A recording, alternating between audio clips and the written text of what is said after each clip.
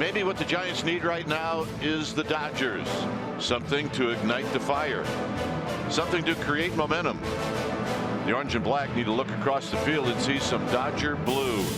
It's one of the oldest rivalries in all of sports, and now it's time for a new chapter to begin. Giants Dodgers next.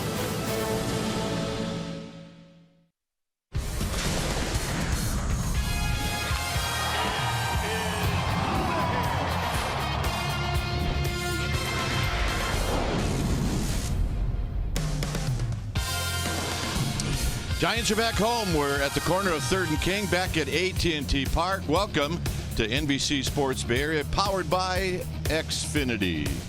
Hi again, everybody. I'm Dwayne Kuiper. Alongside me is John Miller. Mike Krukow is on assignment, and he really is. Well, John, interesting road trip, one that we'd like to forget about.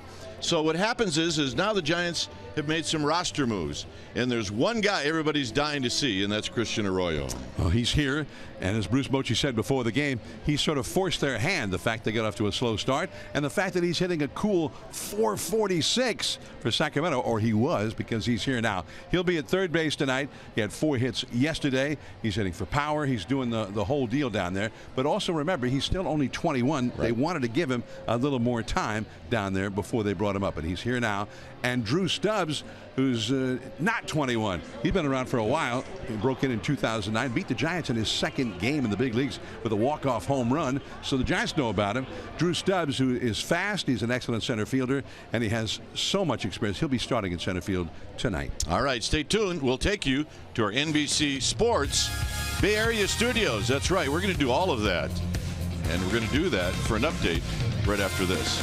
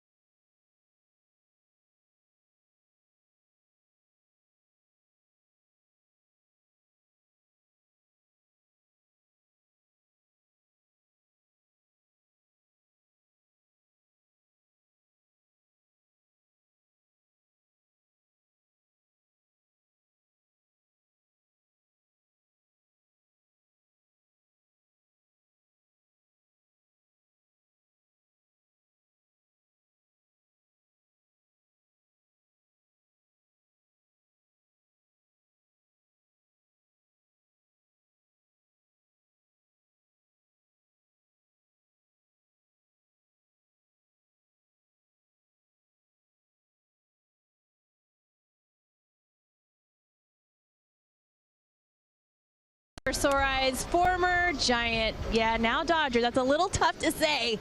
Sergio Romo. Welcome back to the broadcast. I'm Amy Gutierrez, and I'll admit it's going to be pretty weird to see Sergio Romo on the mound in Dodger blue, but no one will forget the contributions that he made as a San Francisco Giant. And San Francisco Giants fans will always remember one pitch in particular he threw in 2012. We're going to make it our Mercedes-Benz pivotal play, brought to you by your Bay Area Mercedes-Benz dealer, and our Dave Fleming has the call.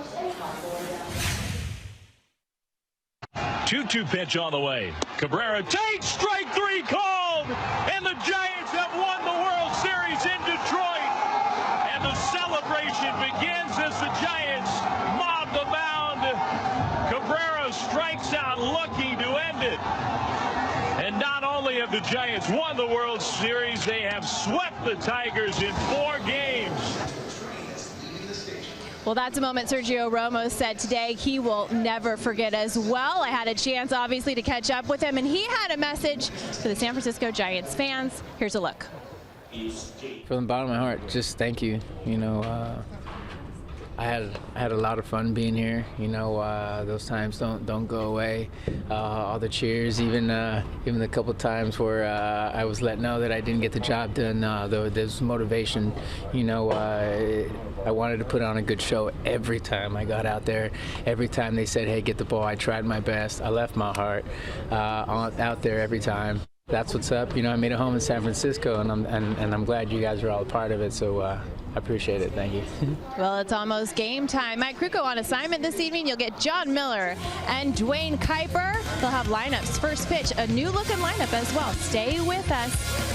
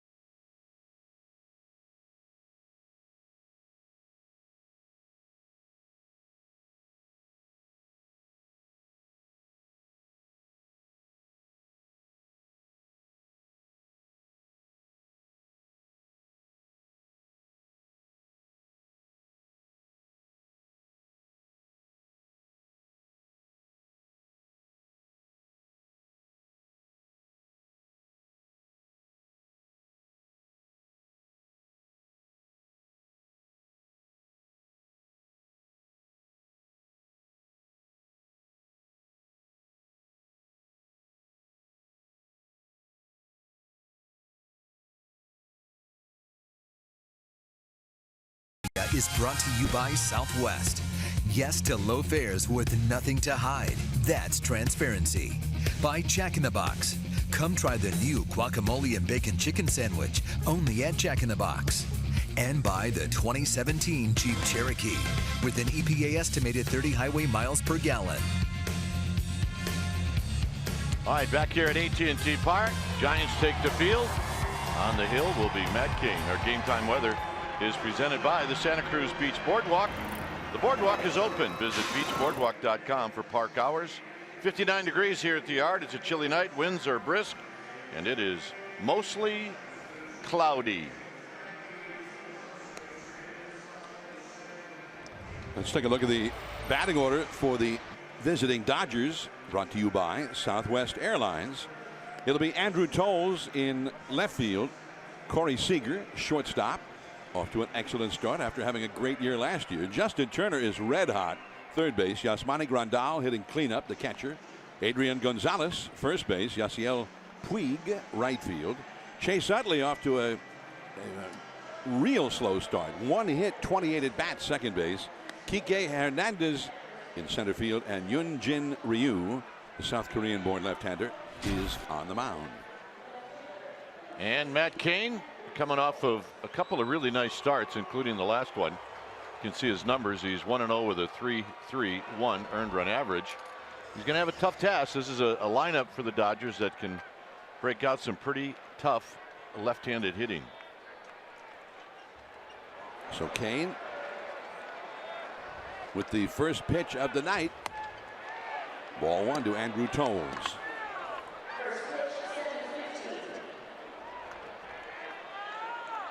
.59 degrees, the official game time temperature. And he curves him for a strike. 74 miles an hour. Well, he's used that pitch a lot since he's been pitching well. And that's what he came to the big leagues with, a really nice curveball. And that changeup runs off the outside corner. He had a lot of movement with that changeup and with his fastball. He threw a lot of fastballs, two-seamers that ran away from lefties in his previous start. Brandon Belt, one away. Defensively, behind Matt Cain. Hey, we got a new look. Nunez, Stubbs, Pence in the outfield from left to right.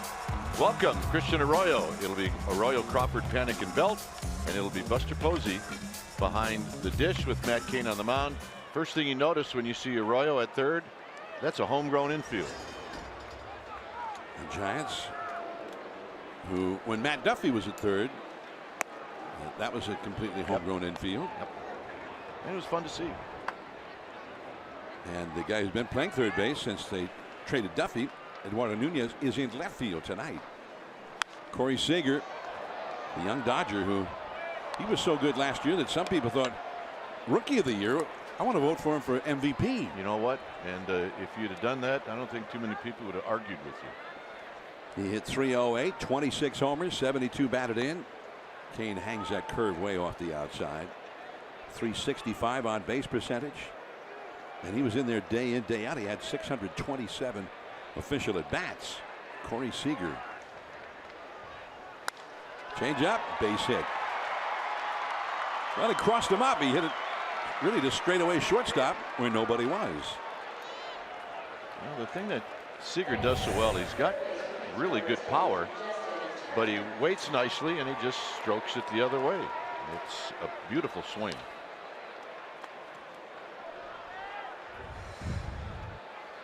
Seager's still only 22 years old, although he won't be 22 much longer. Thursday, he will turn 23. Well, I think he should take a day off on his birthday. You start getting older like that, got to take care of yourself. Justin Turner, who is red hot against all comers, and he takes a called strike. Good that you can establish early that you can hit the inside corner with that fastball, and that's what Cain just did to Turner. Turner hitting .349. And that's a little bit low. A sinking fastball at 89 miles an hour. Turner 2 for 6 lifetime against Matt Cain.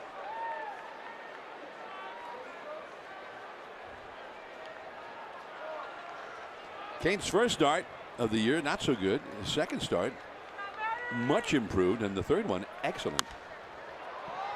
That will go out of play off to the right side into the lower deck, and now Cain is ahead of Turner. 1 ball and 2 strikes. Turner, who has not hit a home run this year so far. He's got 9 doubles, though, and a .431 on base average. This is a guy they got for almost nothing at all. Yeah, I remember Turner with the Mets, kind of like a utility guy.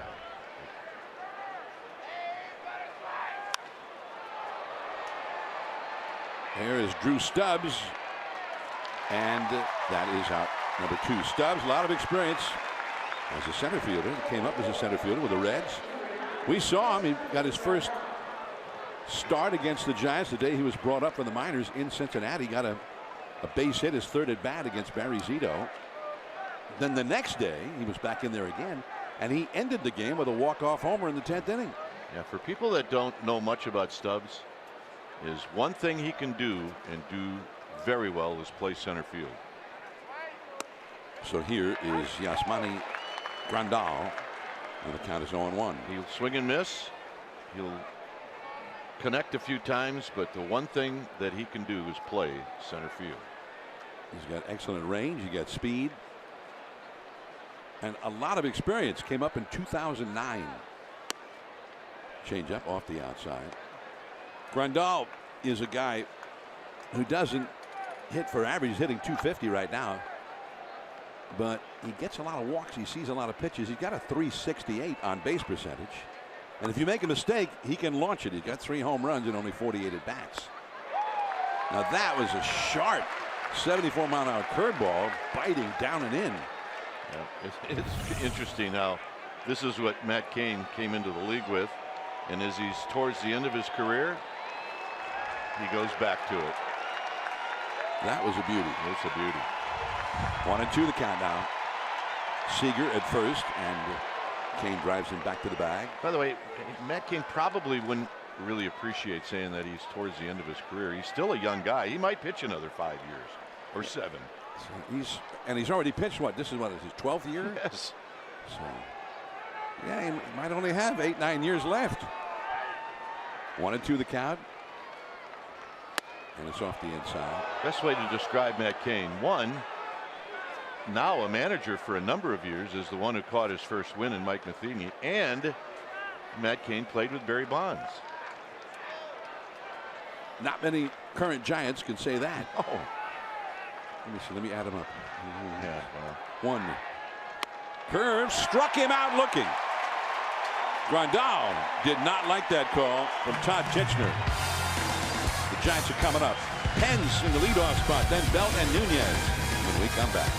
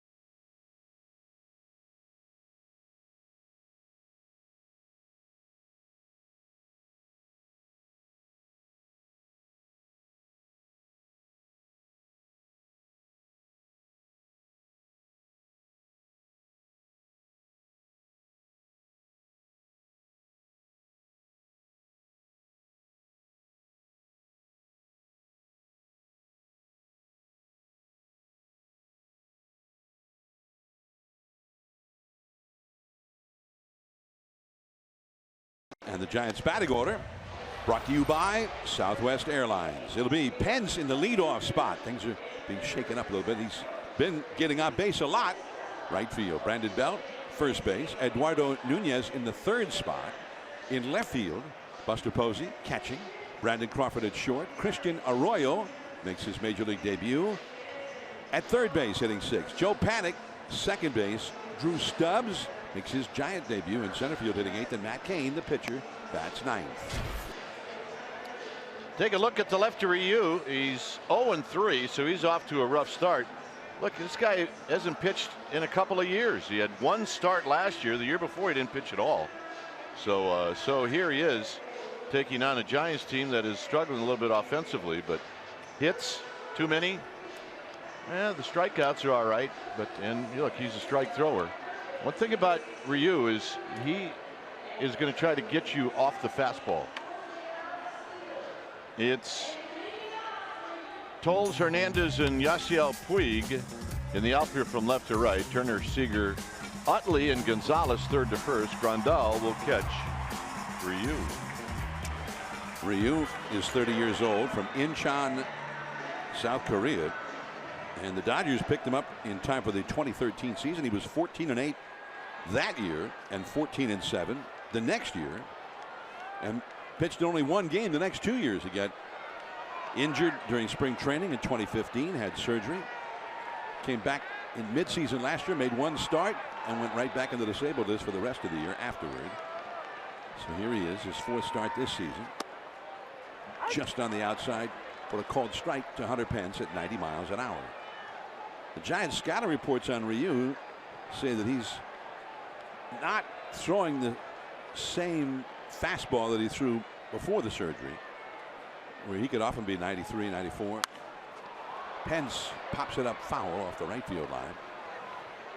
And quickly behind in the count, 0-2. Yeah, he's got a good changeup. I mean, he's a big guy, so you expect a big number when you hit the radar gun, but you're not going to get it. Ryu listed at 6 feet 3 inches tall, 255 pounds. Pence has done well against him in the past. And that one tailing down and away, and there's that, I think, the changeup. Doing. Yeah, he's going to throw it a lot. Pence 10 for 22 against Ryu. There's Arroyo with Stubbs alongside, looking from the dugout. Pence a 455 lifetime average against Ryu in 22 at bats. High and tight for the strikeout. Put you to sleep with the changeup and then come back with a high fastball. And Pence could not come up with it. I saw that shot of Stubbs and Arroyo together. It's kind of like two new kids at school at recess. We're the only, that's all we know. Each other. You got the Sacramento River Cats section in the dugout there.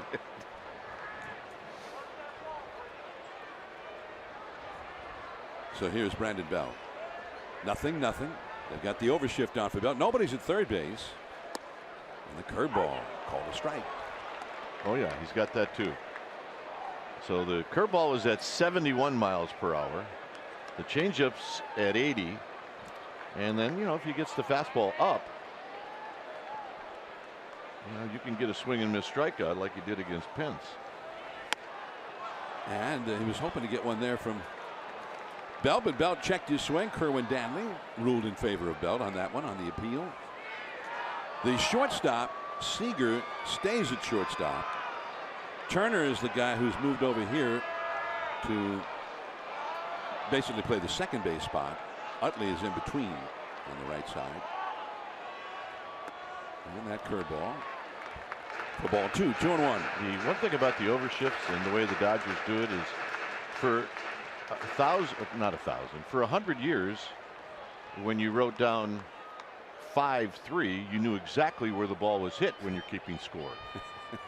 Now you're not sure. 2-1 the count. And he chased that changeup. 2-2. Looked like a fastball, I'm sure. Yeah, really good arm action on the changeup, and guys better be ready. They're going to see, as I said before, a lot of them. Brandon Belt versus Ryu. 3 hits, 12 career at bats. 1 out, nobody on. 2-2 the count. Yeah, that's a fastball, but down.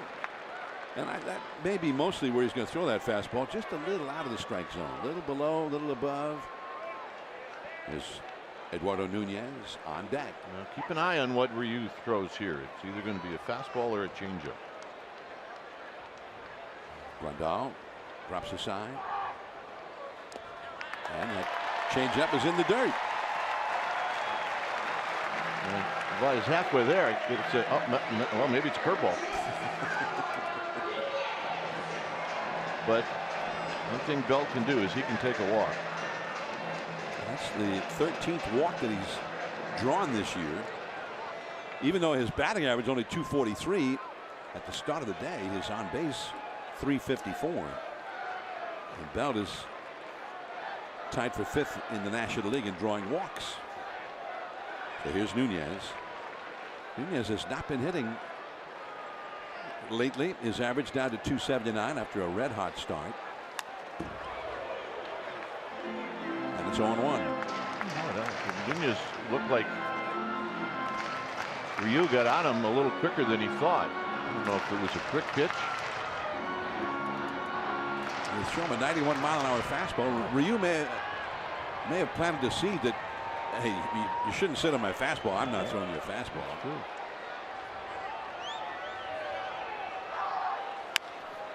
On the third base side, that's a fair ball. Turner's long throw across in the dirt, and the silky smooth hands of Adrian Gonzalez for the putout. Belt to second. All right, here's our Jeep drive of the game. It happened July 27th, 2014 against the Dodgers. Buster Posey did this off of Ryu, and that one is gone. And that's our Jeep drive of the game. Tell it goodbye. Bye-bye, baby. Bye-bye, baby. A couple of your favorite calls, I'm sure. In the old days, with Russ Hodges and Lon Simmons, you would get goosebumps if you heard him tell one goodbye or bye-bye, baby. That's a base hit to right field. Puig's got a great arm. They're going to test him. Belt heading home to throw, and he is out.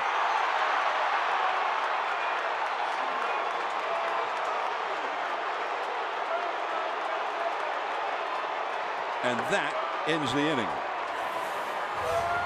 There may not be a better arm in the league than that of Yasiel Puig. No question about it at the plate. On to the second.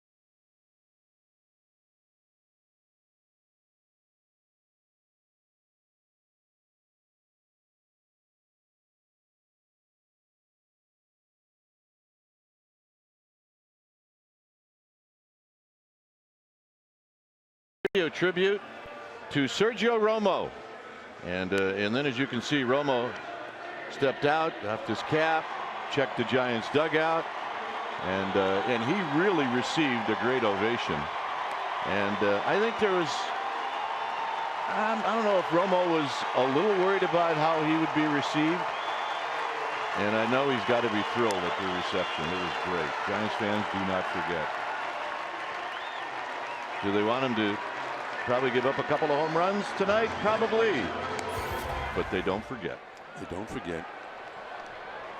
And he was, as Mike Krukow often says, he was a great Giant. He was. 0-1 the count to Adrian Gonzalez. leading it off for LA here in the second inning. And that curveball strike on the outside. It's 0-2. The only organization he'd ever known until this year, Sergio Romo. And he grew up in the desert outside of LA. Yep. A Dodger fan. Very high for a ball. And I remember those were big games for him when especially when he was younger, because his family would all be at Dodger Stadium. Remember those battles with Manny Ramirez and that group? Nunez. And that's all for Gonzalez. One away. Now let's check in with Amy G. All right, gentlemen, Madison Bumgarner addressed the media before the game tonight about his dirt bike accident in Colorado last Thursday. He was extremely remorseful in what he was saying. He said, "I grew up riding dirt bikes.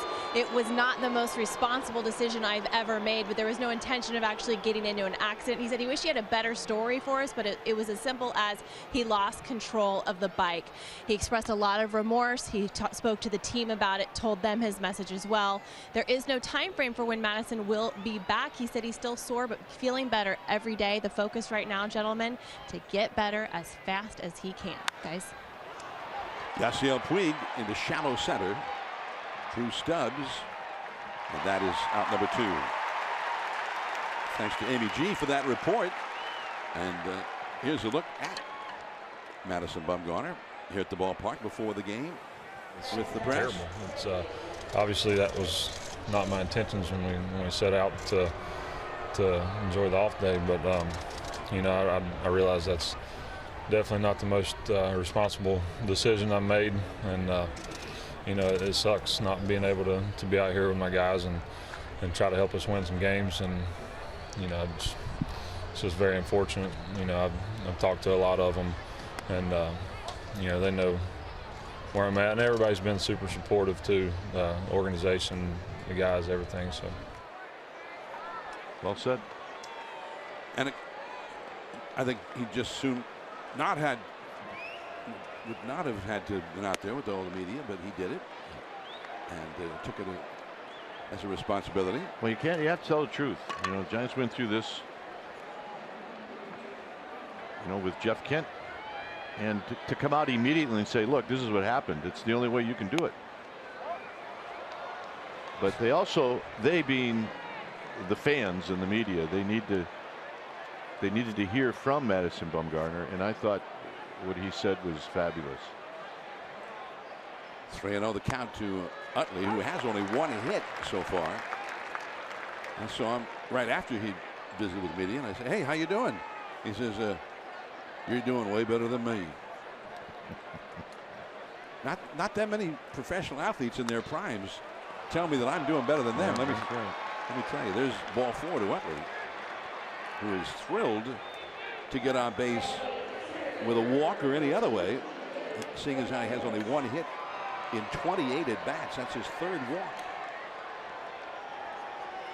Look, one other thing about Bum is it's easy to sit in the dugout in Kansas City a week ago and talk about what you did in 2014. It's not so easy doing what he did today. Yeah. And that cutter or slider, Kane's like, wait, what happened to that corner? And Todd Kitchener's getting an earful from Bruce Bochy in the Giants dugout.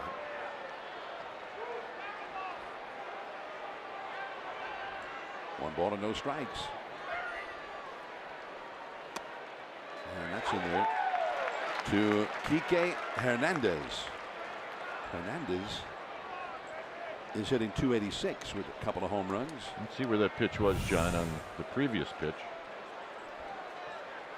Hey, some umpires call that a strike. Well, pitch cast. Agreed with the umpire. Just barely outside. Going inside now. And here's Christian Arroyo to panic for the force out on Utley. Christian Arroyo's first major league at bat is upcoming. Crawford, Arroyo, and Panic coming up.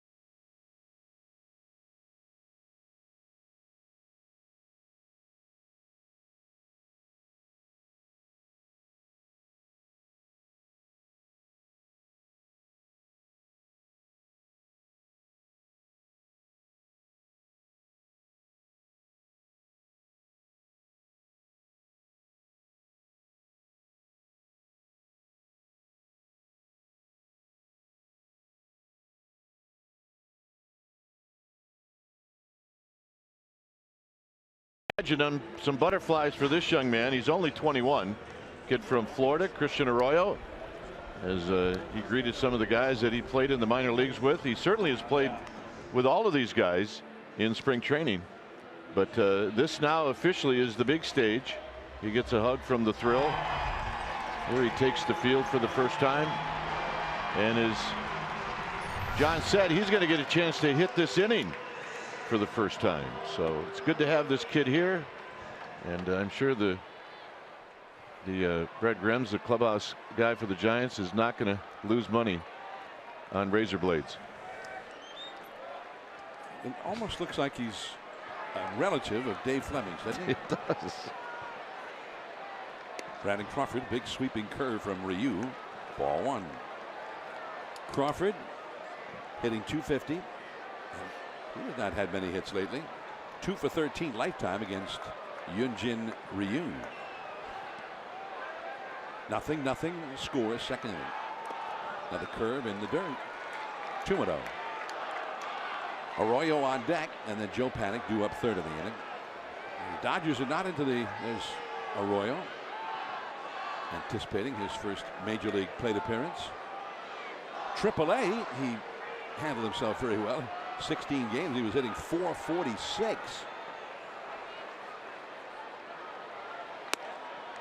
And that's a little cutter, slider for a called strike.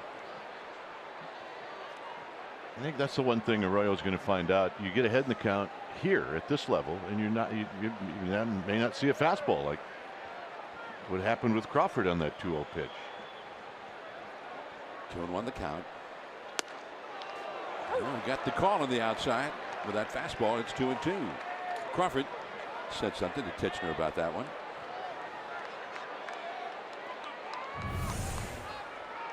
See what PitchCast says. Right on the black.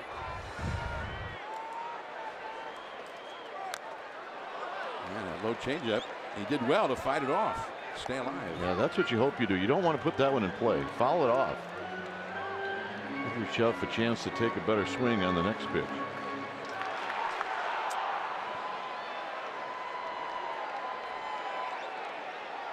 Yunjin Ryu tried to find his old form. He has not done all that well so far this year. 2-2.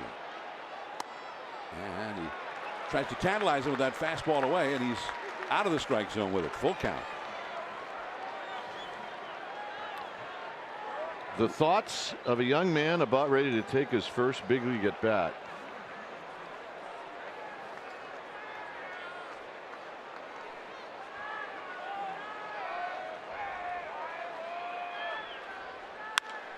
Along the left field line. Toles is going to have to chase it.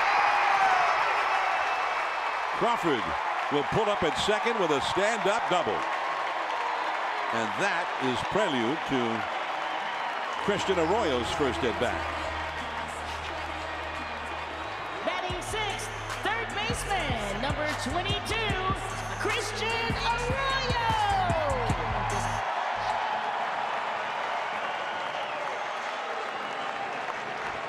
The Giants fans give him a very loud ovation. They've been following his progress through the farm system. Giants fans very knowledgeable. They know all the guys down in Sacramento and even the lower minors. Yeah, absolutely, they know what's going on. 446 with 3 homers, 12 RBIs in 16 games. And there he is. He tries to get him out of the strike zone with that fastball. And a lot of young guys, right? They go up there looking fastball. They get one. They're swinging. I want this at bat to be over with quickly, whether it's positive or negative. And it wasn't in the strike zone. Wasn't what he was looking for. And that is the changeup. I don't know if he was looking for that one either, but it was a foul. I mean, this is the one thing that you get when you go from the AAA level to this level is you've got guys now, every pitcher that's got a changeup, and the real good ones will throw it at any time.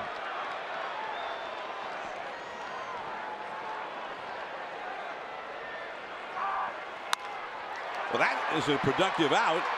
Utley gets him at first, and he moves Crawford over to third. Well, to go along with this great story, I'm going to say that's what he was trying to do, is get that guy over. He may have been trying to do that, Perhaps. Will Clark in the dugout tonight. And anytime he sees a guy with his first major league plate appearance, he has to flash back to his first one. Absolutely, with the same number. 22. 22. So Will Clark, of course, made his major league debut at the Astrodome, a huge ballpark. Tough to hit a home run there. And he hit a home run there against a future Hall of Famer, Nolan Ryan, over the center field wall. And the winning pitcher in that game, as he reminds us all the time, was the fellow who's on assignment tonight, Mr. Krukow. It's the beginning of a beautiful partnership there. And by the way, he really is on assignment. He truly is. So when we say that, sometimes the assignment is just stay home, have a nice dinner, get to bed early. A lot. Take a walk with your wife. Tonight he's actually on assignment. Christian Arroyo got that runner over to third. The infield in already for the Dodgers in the second inning. And Panic has a count of 3-0. Drew Stubbs is on deck. Let's go back to 1986. The first plate appearance for Will Clark was at the Astrodome against the Ryan Express. And the beauty of this was it was really hard to hit one out in center field at the Astrodome. And the Noosler comes out. He still got it. I guarantee you could hit one out in batting practice right now. 3-0 the count to Joe Panic. And he got the call on that one. That's a 3-0 changeup. Joe Panic hitting .333. Giants are struggling. Panic not so much. 406 on base average. 0-0 score. Runner at third. 1 out. Panic trying to get him home. Curveball and he whacks it to center. Crawford tags at third. Hernandez will just leisurely throw to second, and the Giants have a 1-0 lead. And they manufacture a run, which when you've been struggling to score, that's sound fundamental baseball. Absolutely, and that's why the at bat by Panic is such a big one, because everybody did everything right. I don't believe that Ryu cared if he walked Panic or not, and he just got, it would look like a breaking ball up in the strike zone. So here's Drew Stubbs in his Giants debut, and a curveball for a strike. Stubbs has seen Ryu before. In 5 career at bats against him, he's had a double and a home run. Stubbs had a .348 on base average at Sacramento. Chase Utley and Stubbs really hustling up the line. But the inning is over. The Giants manufacture a run. Matt King will head back to the mound.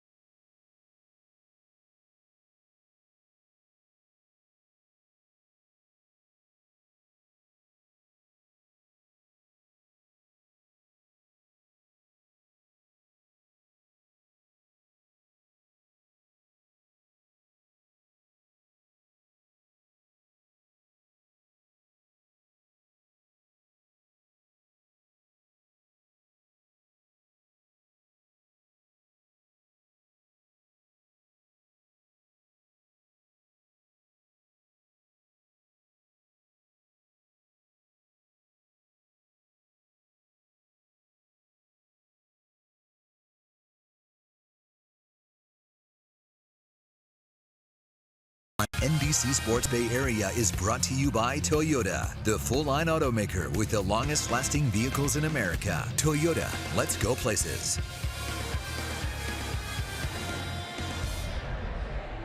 Over the weekend, the Padres come to town for a Friday night game at 7:15, Saturday at 6:05, and this coming Sunday 1:05. Tickets available to see the Giants and the Pods. sfgiants.com/tickets. Giants have gone ahead in this game 1-0. Matt Cain back to work now. Ryu at the plate, here to tell you all about it. Dwayne Kuiper. All right, John, here's the pitch to Ryu and a big swing. Ain't gonna miss. Ryu does have a hit this year. Oh, he's 1 for 4. Cain comes back and just misses. Tolles, and then Seager here in the 3rd inning. Giants with a 1-0 lead. 2 balls and 1 strike. Dodgers are 3-6 on the road. Their overall record is 9-10. Stubbs in a couple of steps. 1 out. Moments ago, Carlos Guillen, born and raised in San Francisco and a huge Giants fan. Girlfriend of 5 years. That's Shelby Hackett, also a big fan. Huge supporters of the team, and also the Junior Giants, where they've donated dozens of new gloves over the years. So while I was reading that, what was happening? Oh, was it a proposal? Well, whatever it was, she said yes, I'm pretty sure. You don't get one of those made up unless the answer is yes. Good luck on that one. Congratulations. 0-1 to Tolles. Tolles wraps this one on the ground in a nice big hop for Panic. 2 outs. And that'll bring up Corey Seager, who has the only hit in this game for the Dodgers, and that was a single past Crawford with 1 out in the 1st inning. First game? I'm going to say yes. So Corey Seager takes a strike.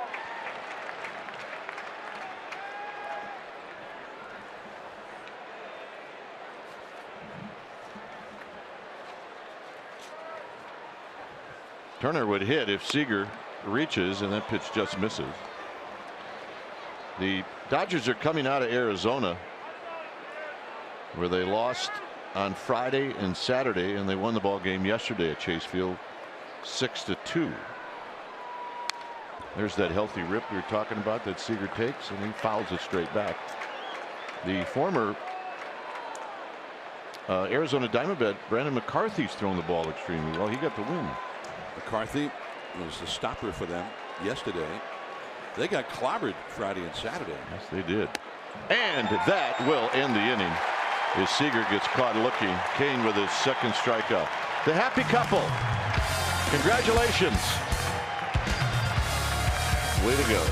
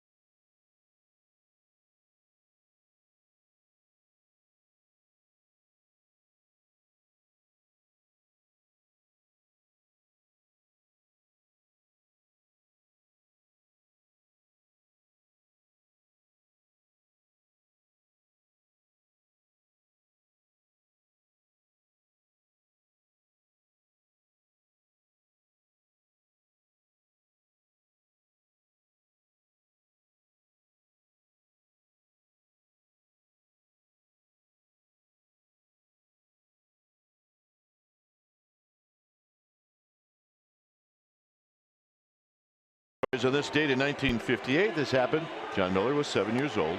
Darrell Spencer's RBI single in the bottom of the ninth gave the Giants back-to-back walk-off wins against the Cardinals. Giants won 6-5. The day before, Spencer capped off a 4-run rally in the ninth with a 2-run walk-off home run. Giants won 8-7. Do you remember Darrell Spencer? Well, by the time I was old enough to know about the Giants, I was actually 6 still. 6. I turned 7 after the season in '58. He was a Dodger. And I remember on TV, the only games they televised were the games from L.A., and he hit a home run over that screen at the Coliseum to beat the Giants in a walk-off. So you were not that big of a fan. I didn't really like him. I don't blame you. Here's Kane, who takes the strike. Kane is 1 for 3. See, over the course of his career, he has hit 7 out. And he's still a pretty good hitter. And there's a curveball for a strike, and it's 0-2. That big slow curveball at 71 miles per hour. On deck is Pence and then Belt. And it's a little low, 1-2. There was a time where, well, pre-Bumgarner, Kane was the Giants' best hitting pitcher. He was the guy. He was the guy that had the best shot at hitting a home run. Kane strikes out. Ryu's second strikeout. It's that changeup. Yep, even pitchers are going to get changeups. Dave Fleming is here. He's over on the radio side. He'll be in our TV booth for innings 4, 5, and 6. John will head over to the KMBR side with Darren Chan. Here's Pence. Pence struck out to open up the bottom of the first.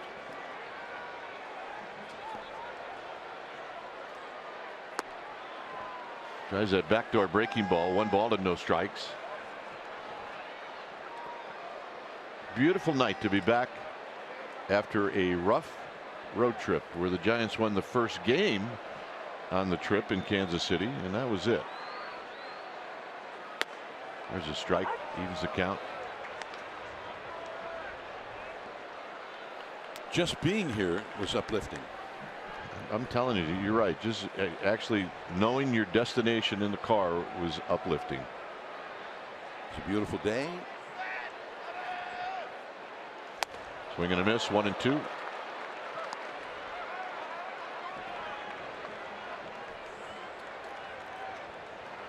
Giants will be on the road a week from tonight in Los Angeles. Here's the 1-2 to Pence. 2 balls, 2 strikes. This is another one of those stretches where they're playing a team 7 times within a 10-day period. Yep. They did that. They played the Rockies 7 times in 9 games. Yep. Pence digs it out and lines one to right for a base hit. Changeup.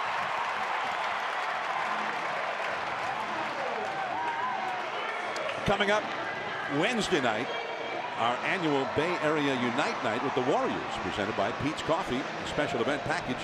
You get your ticket to the game and a co-branded Giants Warriors reversible beanie. To get the beanie, you got to get the special event ticket. Go to sfgiants.com/special events and make your purchase. So here's Belt. Oh yeah. Now that is a statement. Belt drew a walk in the first. He was eventually thrown out at home on the Buster Posey base hit to right field. And you have to be a real fan to so they have a bat taped to their back. Well, you have to do that. If you're Tap foul. It's 0-2. Not that I ever gave it that much thought. It's like the baby giraffe section. Yeah, I guess.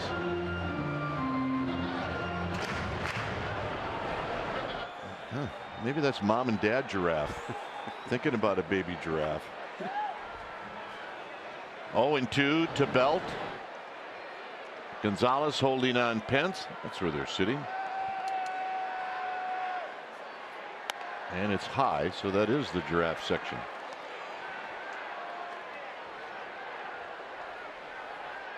I mean, they can see themselves on the monitor. It's just so natural to want to turn around, wouldn't it? Well, but maybe that's not what giraffes do.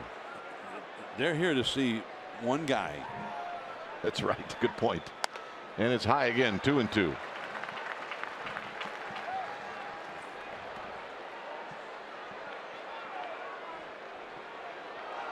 Giants with a 1-0 lead. Overshift is on as always for Belt.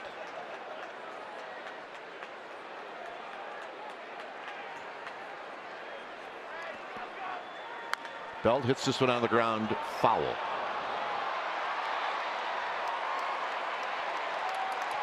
Adrian Gonzalez, he just loves to throw. He does. He just flipped it over there. He knew it was foul. Pence got a chance to get the uniform dirty. He has always been a good thrower, that's for sure. Both first basemen in this game love to throw and are very accurate. Belt was a pitcher, and even when he started college, he viewed himself more as a pitcher, but they said you can hit and you got a better shot at being in the big leagues as a hitter. And Pence was running on that pitch. Foul tip. And he threw Belt an inside changeup.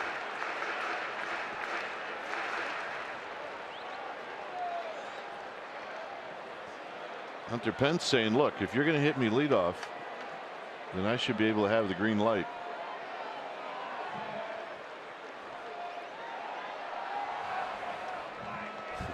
Oh, it's Marvel. Ah, there you go.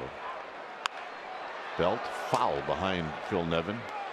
Not a bad idea to hit it that side of the infield. There's nobody anywhere close to third base. You could hit that ball fair. You could have a double.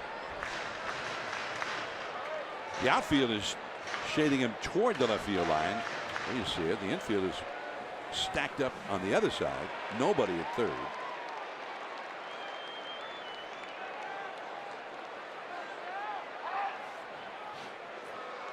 Just a soft toss to chase Hunter Pence back.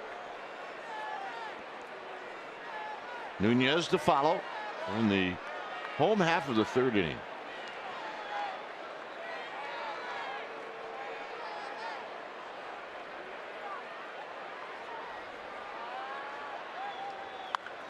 And a little pop-up out of play. This is the play in case you missed it in the first inning. And you knew it was going to be close just because of the strength of his arm.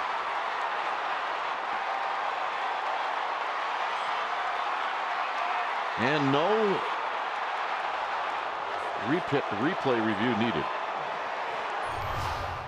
2 balls, 2 strikes. And this pop-up could be playable. Grandal over by the seats, but it's going to be on top of the Giants dugout. So Belt lives to see another pitch.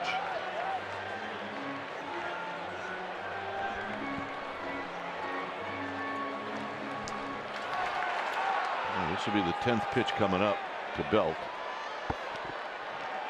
The last time the Giants had a home night game, late in the game, Belt had a 13 pitch at bat. On the 13th pitch, he ripped a base hit and a run scored, and it was the start of a big inning for the Giants.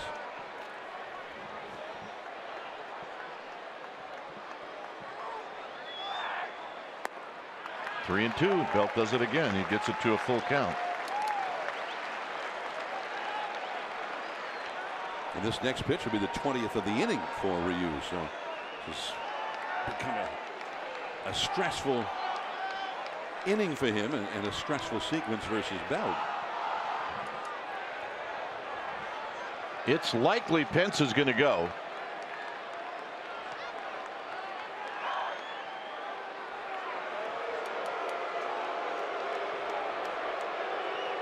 Pence does not have a steal this year. Only Panic, Nunez, and Belt have stolen bases in this lineup. 3 balls, 2 strikes. Pence goes, swinging a bouncing ball, and it's Turner who's going to make the play. So the Giants avoid the double play by sending Pence, and now Nunez is going to hit. Take a look at all these pitches that Belt took. And most of them away, and even the last one was away.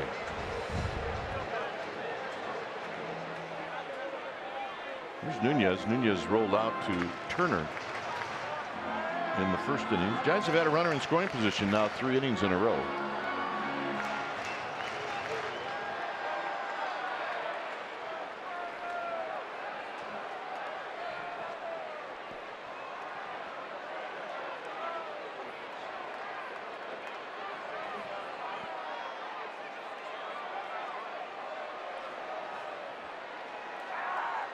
Nunez bounces this one to Utley. This is going to end the inning. So the Giants get a runner in scoring position, come up empty. We'll say goodbye to John. See him back here in the 7th. Dave Fleming is in. It's 1-0 Giants.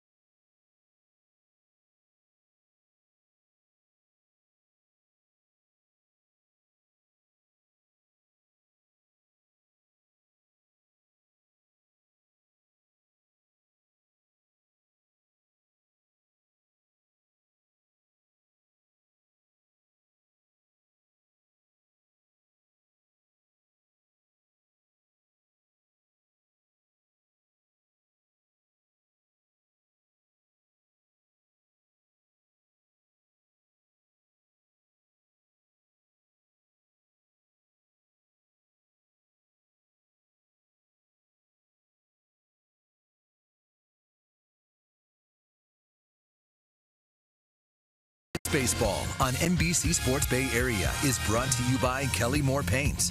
Go where the pros go. Kelly Moore, the painter's paint store. And by Da Vinci Marble. Hit a home run on your next remodel with slabs, tiles, and more from the Bay Area's premier showroom. Da Vinci Marble. Giants with a 1-0 lead. Dave Fleming in the booth. Welcome, yeah, Dave. Giants Dodgers. Glad to be here. Yeah, and what does our partner do? Biggest game of the year? Right here, right now. He takes off. Yeah. Here's Turner. For a good reason. Yeah, by the way, Mike is part of the Bash-Off dinner tonight where he is introducing one of the inductees, Matt Williams. So it's going to be hard. As Turner rolls it foul, the instructions were that the person that introduced the inductee could only speak for 6 minutes. The inductee could speak for 8. So I'm thinking Mike's going to speak for 18 minutes and Matt for 2. Just based on personality, that could be a good call. Turner hit a fly ball to center field in the first. Hit on the ground to Crawford from the hole. There's the nice backhand and the throw. And we enjoy watching him do that every day. He makes it look so easy. He does. And I do believe tonight will be his last game for 3 days, right? Have they determined when the 3 days are going to be? I think it's going to start tomorrow. He's going to leave on bereavement leave. The tragic loss of his sister-in-law. There's a call strike. And it's kind of a weird thing because Major League Baseball forces you, if you want to replace the player, it's got to be 3 days. They don't let you do it shorter than that. Yeah, and this is hit up the middle off of Kane. Arroyo's going to barehand it and throw, and they got him. And let's hope Kane is okay. The Rook picks up the vet. How about it?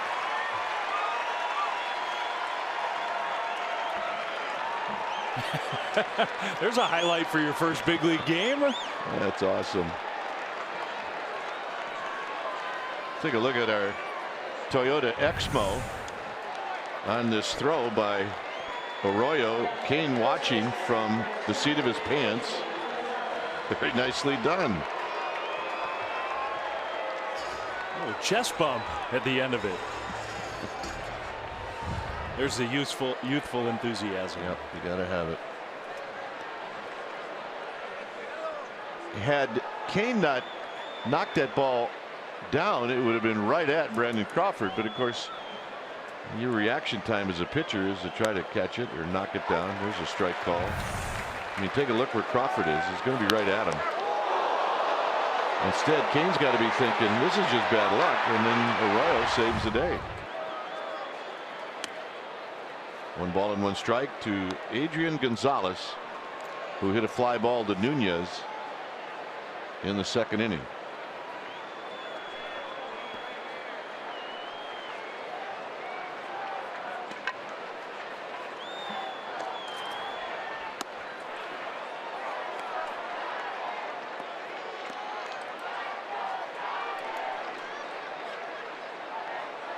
You know, I don't know what you thought, but back in that 2nd inning, before Arroyo had ever had an at-bat, he got a chance to make a play on defense. And I thought it might have settled him down. Absolutely. Belt. Side retired. Yeah, and an easy short throw to second. Perfect.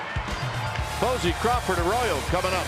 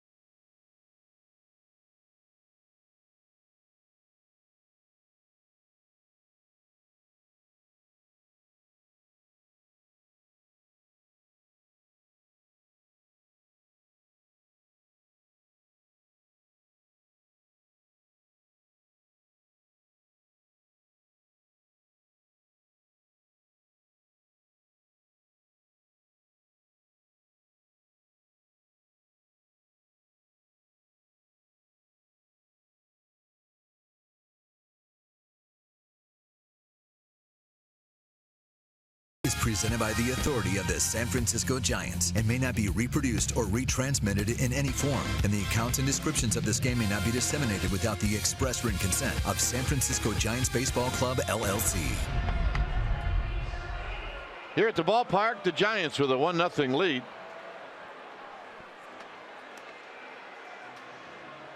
And for the Giants here in the 4th inning, Posey, Crawford, and Arroyo. That sounds pretty good, doesn't it? That does. It's amazing that it doesn't seem that long ago where Buster Posey was Christian Arroyo. He was. I remember that night when he got called up and there was so much buzz in the park. And he got 3 hits. He did.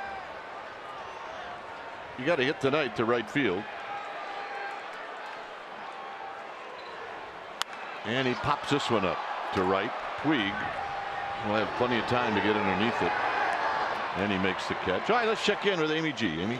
All right, gentlemen, after starting the season 6-13, skipper Bruce Bochy has made it very clear what not to say to him. Do not tell him you'll be okay. It's early after the loss in Colorado yesterday. He said they have to come out of this with a real sense of urgency. Every single game is important, and you got to stay away from that kind of attitude.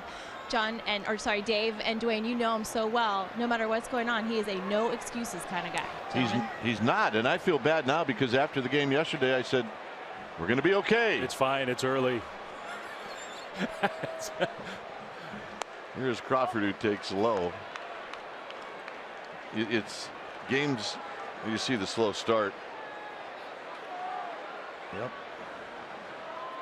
May has always been a pretty good month, but you just limit the damage in April. Crawford had a nice opposite field double in the second. Yeah, and to me, look, whether it's April or May, who cares what the calendar says, but this week is a really important week to try to kind of salvage the first month of the year and not dig too deep of a hole.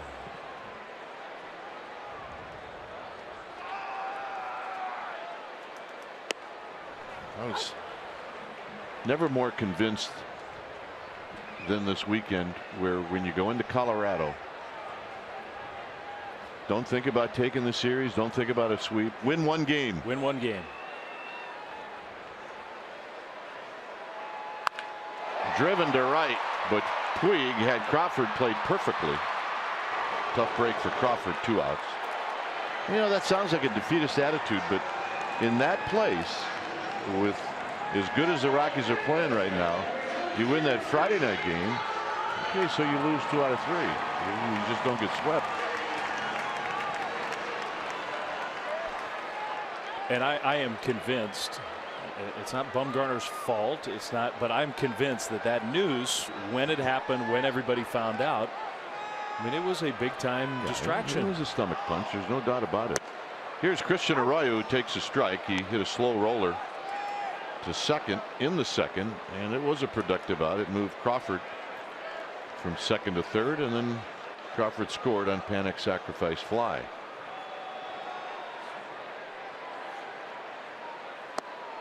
Ryu's going to find out if Christian Arroyo is going to lay off the changeup. That's what he's going to find out.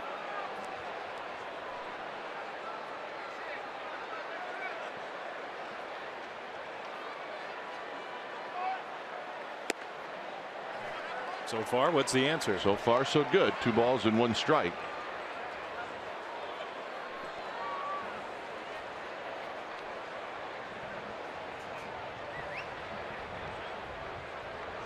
Panic to follow. 2 outs here in the 4th. 2-2. And another changeup.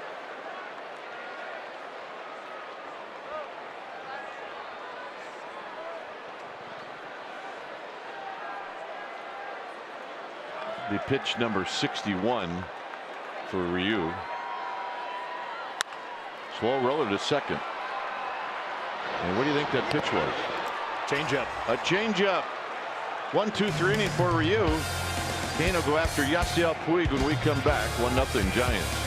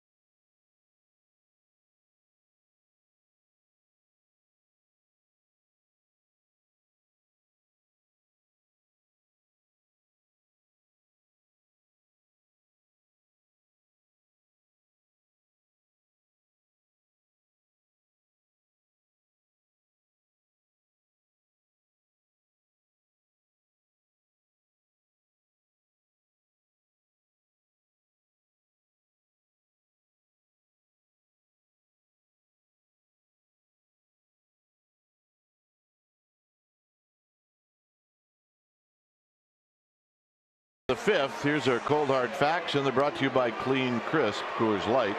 Most consecutive season with at least one win as a starting pitcher, and this is in franchise history. Mathewson, Hubble, Marichal, Fitzsimmons, and Matt Cain. I like that one. Long list of names.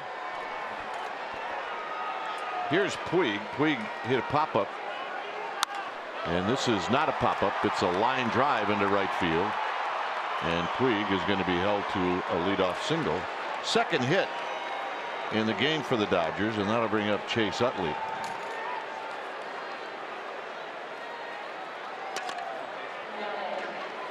Utley drew a walk in the second.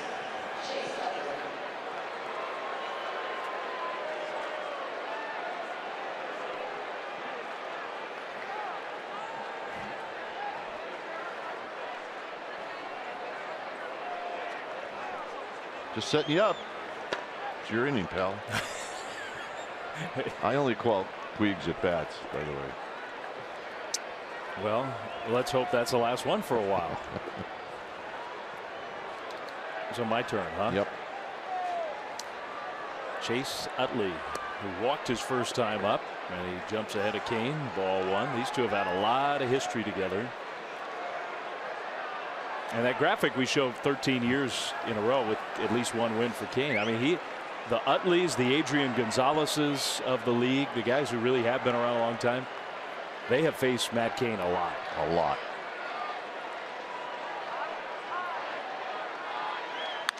On the ground, panic. Crawford, not quite in time. Just not hit hard enough, and Panic had to go a little too far. With those two, you always wonder if they can find a way. Well, you're exactly right. As much as you would like to be able to take a chance at flipping it with your glove, if you don't have to, you don't want to do it. And that's what Panic was thinking about on that play. I mean, look, he pulled it off at the most important time in the 7th game of the World Series. But that doesn't always mean you're going to pull it off. Yep. And that would have been the way to at least have a better chance, but I think circumstance dictates that was a good decision. Or he likes Affeldt more than Cain. I'm sure Jeremy might agree with that as a possibility. 0-1 to Kike Hernandez. Jock Peterson on the DL. Yeah, just today, right? Just today. Strike two swinging. Tied him up.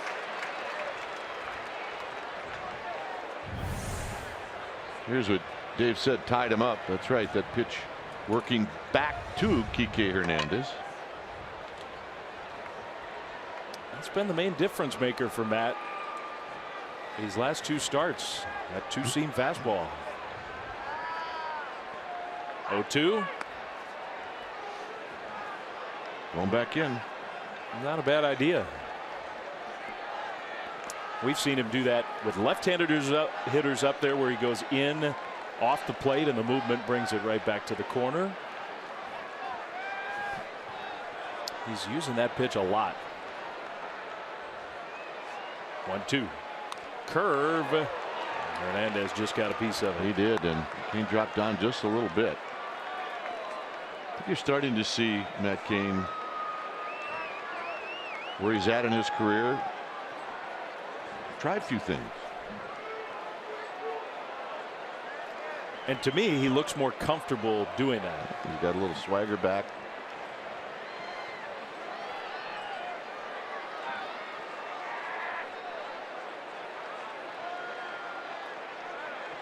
Got to pay attention to Chase Utley. He may not quite be as young and spry as he once was. He has always been one of the best base runners in the National League and a very good base stealer. He hasn't tried one yet this year, but it's a spot where he might. Curve and a little comebacker. Posey tells Cain to go to first. He does. 2 down. Well, you can now stream the Giants on the go on NBCSportsBayArea.com and the NBC Sports app, presented by Honda. That is big for a lot of our fans. Maybe even on a night like tonight where you got two things to watch, a couple things going on. Here's Ryu. This is the first runner the Dodgers have had in scoring position.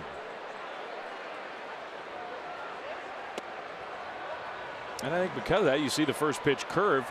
You got to treat Ryu like a real hitter. I mean, you can't walk him, but you got to treat him like he's a slugger. You don't want this guy to spoil what you got going. Way outside. Okay, so there is a limit to that. Yeah, you don't want to go after tolls.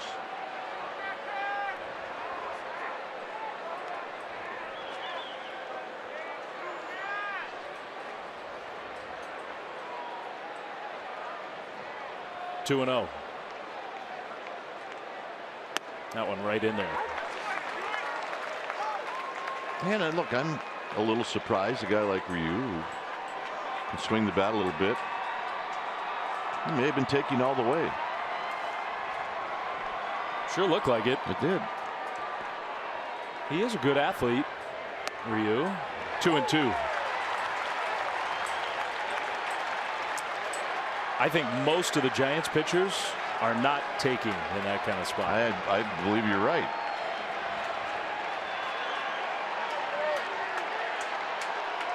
Dave Roberts hoping for a hit from his pitcher. The 2-2. Okay, now he's run the count full. You can't mess around.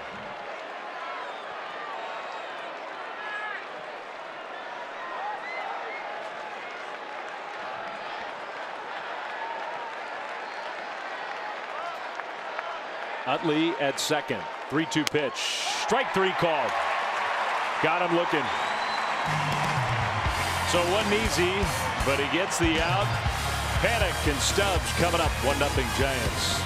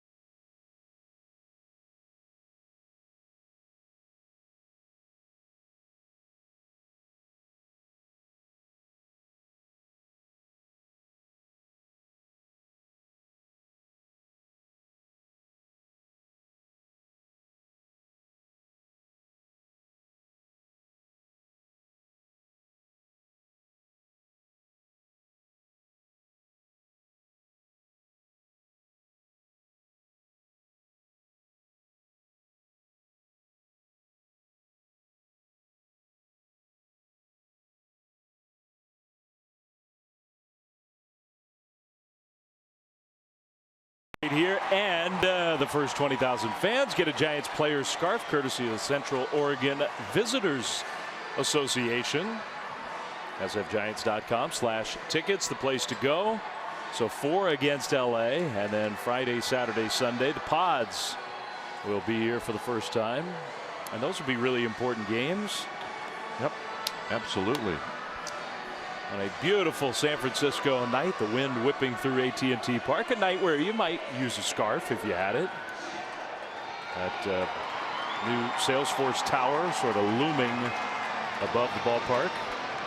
They put the last beam in on the top floor, so it's as tall as it's going to be now. Now they just got to sort of finish the skin of the thing. It's tall. It is really tall. We come back from the airport We land at the airport last night, come back in.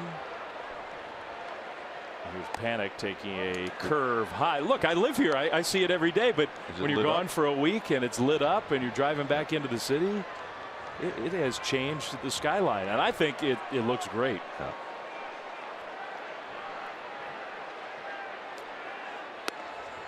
That's called strike to Panic. You know, my neighborhood, kind of in the middle of the city where we're up high, you can see the top of it. You can't see all of it because we're up much higher, but you can't see anything else downtown. Well, but they wanted you to have something to see from the downtown area. We got a little peek. I mean, look at that. It looks like a big candle. Yep. A lot of people love the cranes that are on top. At some point, those will be coming down. Panic. He throws that changeup against lefties and righties. It's not just against the righties. Throws it all the time. I bet he's thrown it 65% of the time tonight.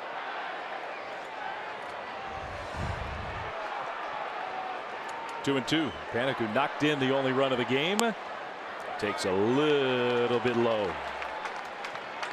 Close. Here it is on pitch cast. Yeah, it's low, but still one that you have to think about as a hitter. 3-2. On the ground hard, but foul.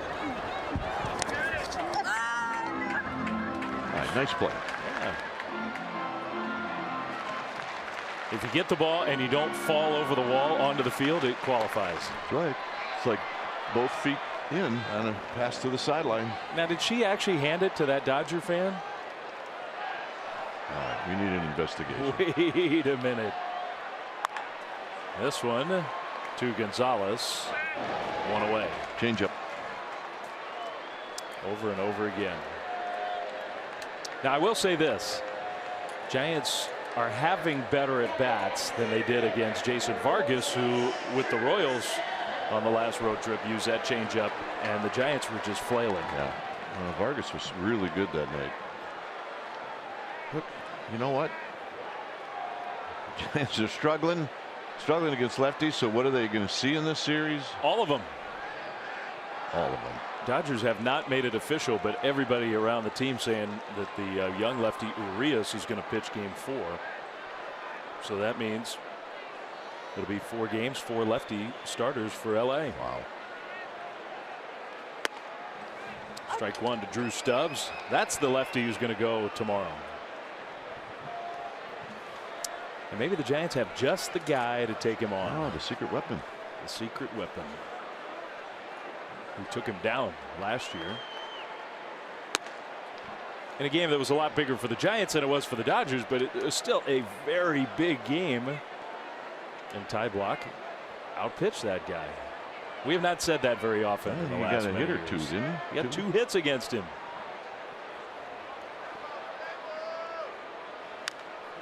One and two.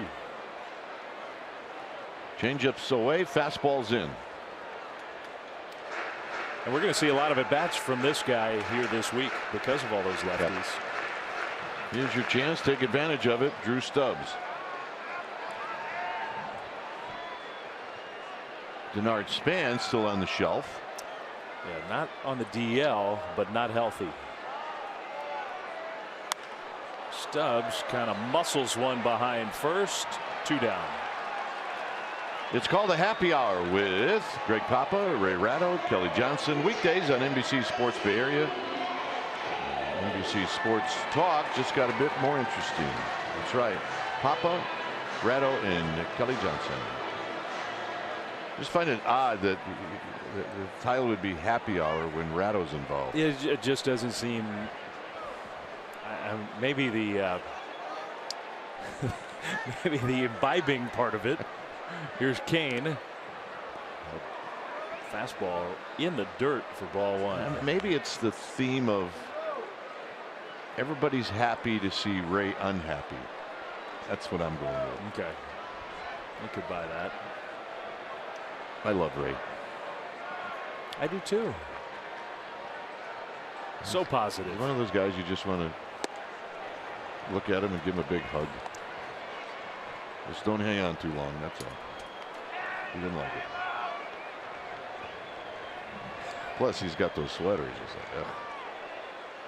Yeah, a little static electricity. Lint all over you stuff. 1-2.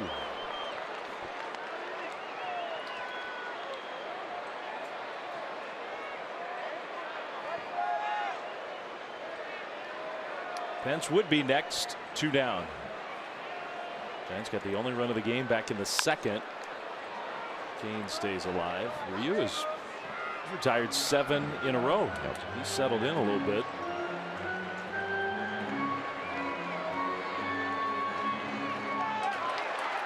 The home run ball is what's gotten him in his first 3 starts. He gave up 6 home runs in his first 3 starts. Kane's got a little pop. Yes, he does. Curve for strike 3 called. So Matt Cain will go back to where he's a little more comfortable onto the mound. And he'll face the big hitters coming up for LA in a 1-run game.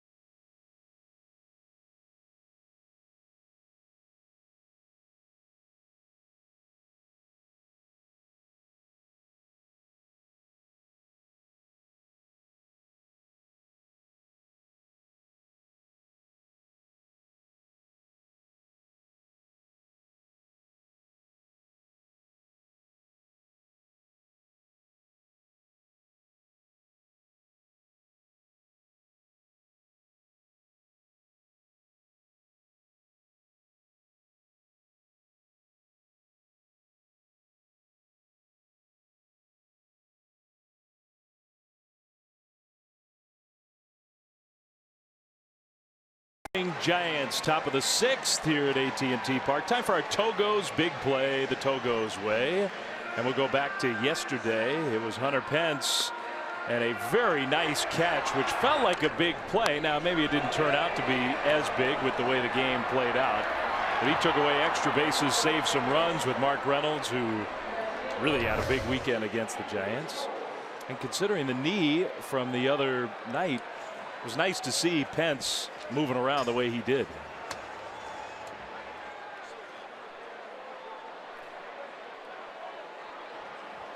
Now Pence in right field here as the top of the order comes up for the 3rd time. Andrew Tolles against Kane, and a curve trying to steal strike 1. Maybe off the plate, maybe a little bit high. Tolles is 0 for 2. Hits a comebacker. Kane's got this one right to Belt. Hey, it's Say Hey Tuesday tomorrow. Giants and Dodgers pregame live at 6. We'll have the game for you right at the top of the hour on NBC Sports Bay Area. Come out and watch pregame live from Willie Mays Plaza, and the first 500 fans get a cheer card and a Giants authentic fan hat, which is this right here. So okay, here's your hat. This is what you're going to get for free. 500 of those? 500 of these. Wow. Now 499. Because this one's mine. What do you think? Oh, I can't see. I'm looking at your telestrator, so I can't really see. You know what? They're not bad. Let me see if I can get the glare I off. especially think they look good in a rainstorm. Well, they're Yeah, no, they're not bad. Yeah, a little gray, something different. Yeah. Or, I mean, if you're really with it, right? Oh. Yeah, because you are with it. I am with it. Nice play by Belt from his knees to get Seager. 2 down.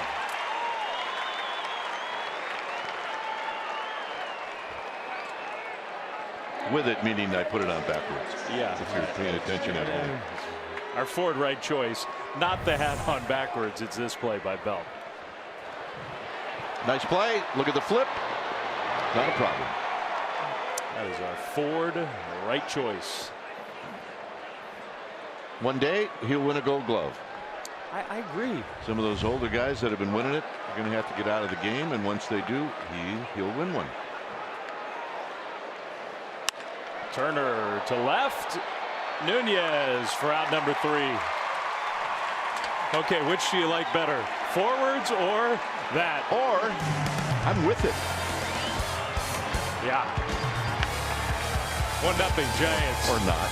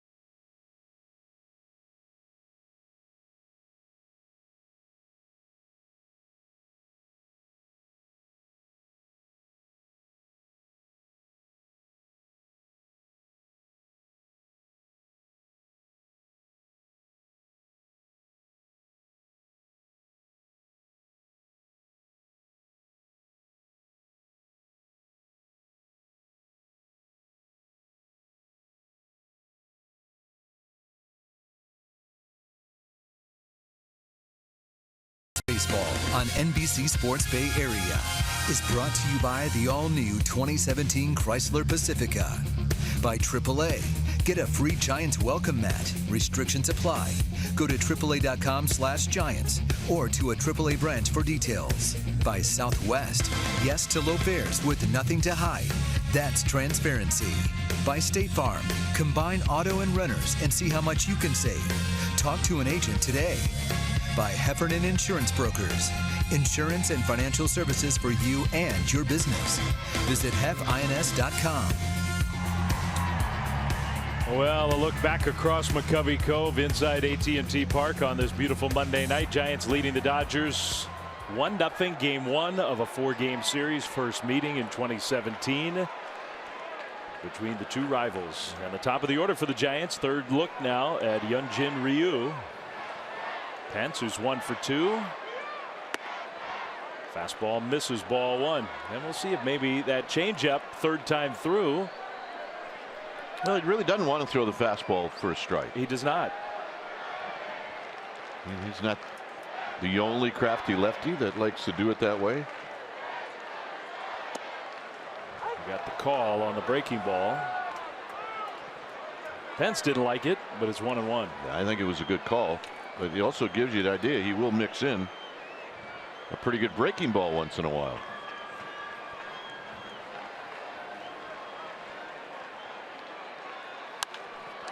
Pence popped it up. That was a fastball. Who's going to take it? Grandal, 1 away. Well, let's check in again with Amy G. All right, gentlemen. Well, the 9th annual Umps Care auction is set to begin this Friday. It's going to run through May 1st. You can check out more than 300 items that are up for bid, guys. Autographed sports memorabilia, VIP experience packages, ticket packages. Go to MLB.com/umps Care, and all the money goes to the Umps Care charity youth programs, which helps a ton of kids with various needs. So good job, Blue, guys. Yep, absolutely. Umpires have feelings too. Yes, they do. Here's Belt. Now Belt's seen a lot of pitches tonight. He walked his first time up. He had an 11 pitch at bat his second time up. Through all of that, just a walk.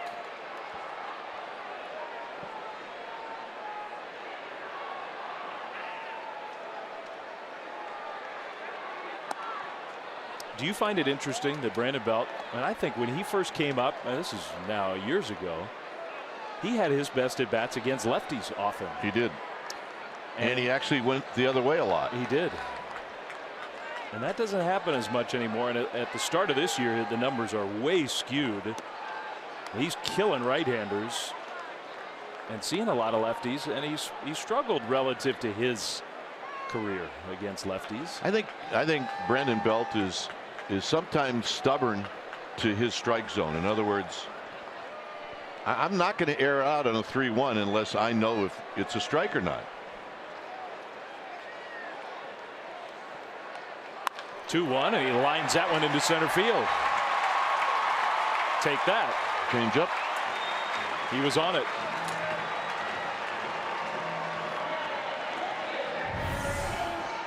See the location. And then that one, if you're Ryu, he just got too much into the strike zone. He wanted that pitch to be off the plate and not a strike. Nice piece of hitting. It was. So now Nunez. Giants need something from Eduardo Nunez. He got off to a real quick start.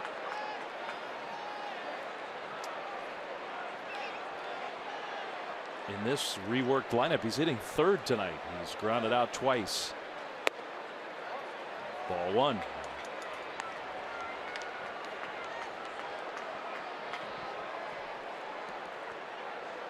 Nunez, who's kind of going to be I think Bruce Bochy used the term super utility guy, because Arroyo is going to play. Right. The Giants did not call him up to sit on the bench. That's line to left. Tolles, 2 down. Keep swinging it. Better contact. Up comes Buster Posey.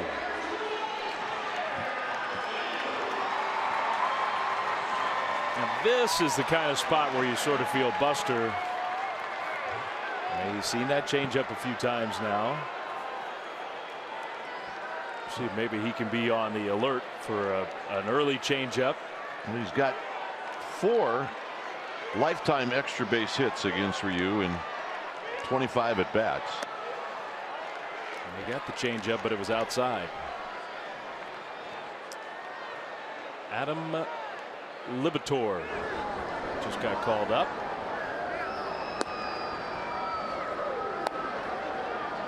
Giants would love an extra run. He was a little too quick on the changeup. You could tell he's upset at himself. Yeah, maybe upset because that's exactly what he was looking for. Yeah.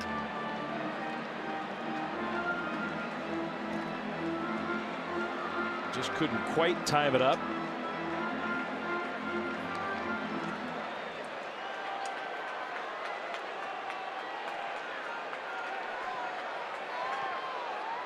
Buster's got one of the 4 Giants hits. Dodgers only have 2 hits against Kane, but it's just a 1-run Giants lead. Ryu just didn't want to do anything.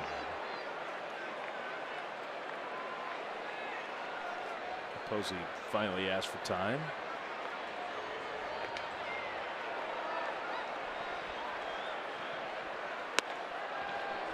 Kind of spun one in there over the outside, 1-2. Buster's always been a really good guess hitter. And of course, it's hard to guess now when you got 2 strikes on you. But the beauty of Buster is if he guesses right, he's going to lay into one.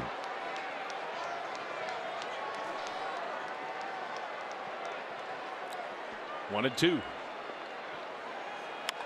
He hits that one down the left field line. Toll sprinting over, and he can't get it. Belt speeding into third. He's in there with a slide. Well, it wasn't real loud contact, but it's the second hit of the night for Posey. Well, he digs out a breaking ball that was down and in. And with Tolles playing deep and off the line, that's going to fall in for a hit. Belt with 2 outs has only got one thing to do, and that's run, and run as hard as you can. Buster rounded the bag at first and then slipped. But Turner at third did not see anything that was going on behind him. So I'm talking about is Buster here put on the brakes and had to scurry back. Well, Dave Roberts is coming out, and I think he's going to make a change. Indeed he is, when it's time for a change. Think Speedy Oil Change and Auto Service, your oil change tune-up and repair experts. Has he made the call yet? I'll have to read this thing backwards. And experts repair and up-tune, change oil your. That undid it. So you just unread it. That's the first unreading in the history of our broadcast. Oh, you can't put the bullet back in the gun. It is interesting because Brandon Crawford has had the best at bats of the game. He's hit the ball hard, and I mean hard, twice. Well, Puig was in conversation with Hernandez, thinking that there was going to be a change, and now we're waiting for him to mosey on over to his spot. They were taking a break. So now Crawford, that one in the dirt. Grandal saved it. You figure with 2 outs, Belt would be pretty aggressive if the ball gets by the catcher trying to score. You're right. This is a nice play by Grandal. This is going to save a run. It's a nice play because of how far it bounced in front of Grandal.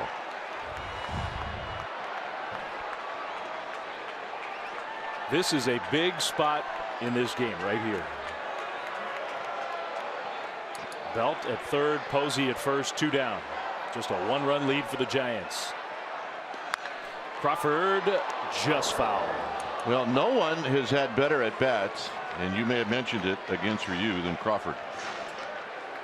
If he could just pop one down the right field line, Puig is so far out of position. Crawford could run forever. But in the Dodgers defense, the last ball that Crawford hit, he hit right at Puig, where he's playing right now. Right at him.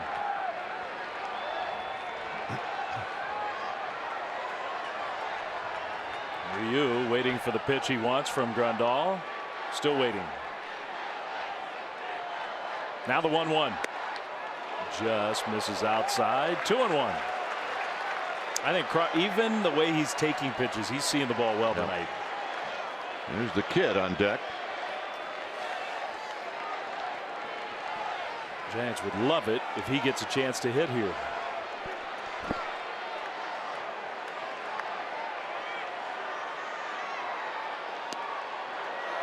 Called a strike. Crawford didn't think so. Now that may be a borderline strike. You see it here. Hey, umpires are going to call that a strike. Close. Buster staying loose. Ready to go with 2 down. Got 2-2. Ball 3.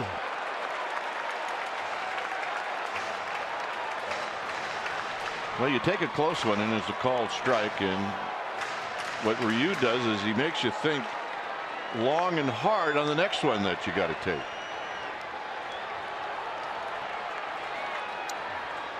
Biggest pitch in the game right here.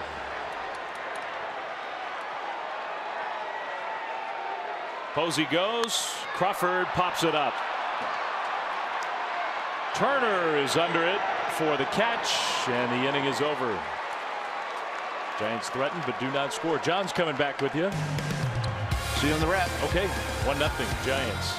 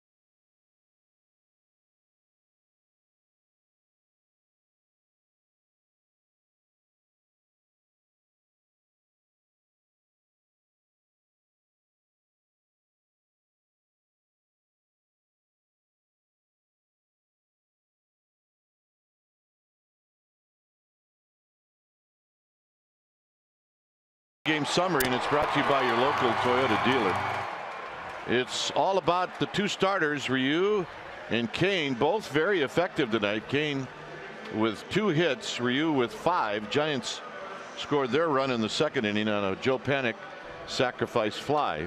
The situation here is Bruce Bochy came out with the trainer, and although I didn't think anything was serious, but Matt Cain has been taken out of the game, and Stephen Okert is in. John Miller is back. Welcome back, John. This is what transpired. And it may have been that the Giants saw something in Matt Cain, or we're not exactly sure, but he is out of the game and Okert is in. He did get hit on the foot, it looked like, with that line drive in the 4th inning off the bat of Grandal.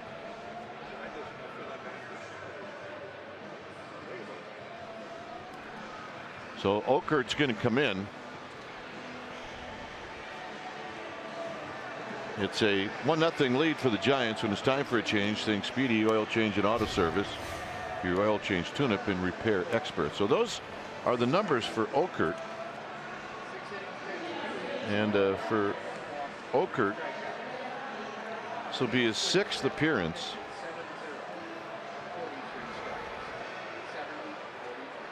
He hasn't walked anybody. He's got a couple of strikeouts, and he'll be going after the switch hitter, Yasmani Grandal, and then Gonzalez, and then Puig, with Contos in the bullpen getting loose. So here's Grandal, who's 0 for 2.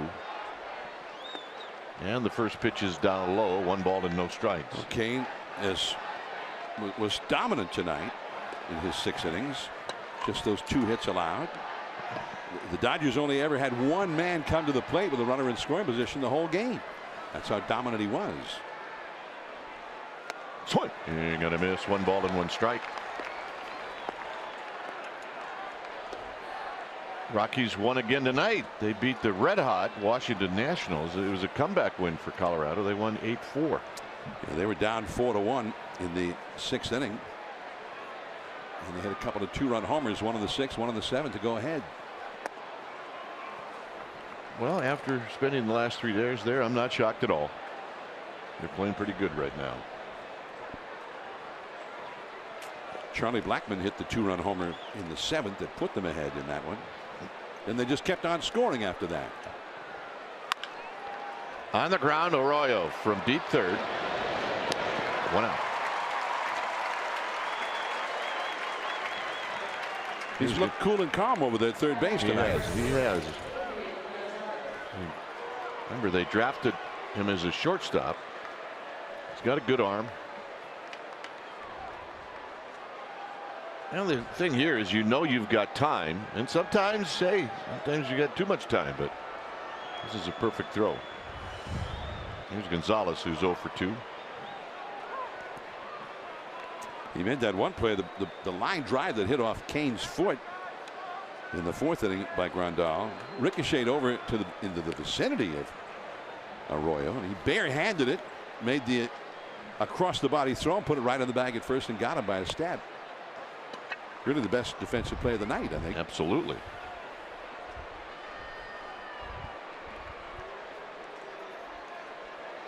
Yasiel Puig on deck. Okert going after Gonzalez. Center field, Stubbs. Knuckles on Stubbs, and he puts it away. Drew Stubbs has played in this ballpark before, but when someone squares it up and hits you a knuckleball, it doesn't matter what park you're in. So Contos is coming in. We're going to take a break. Giants are leading 1-0. We'll be back.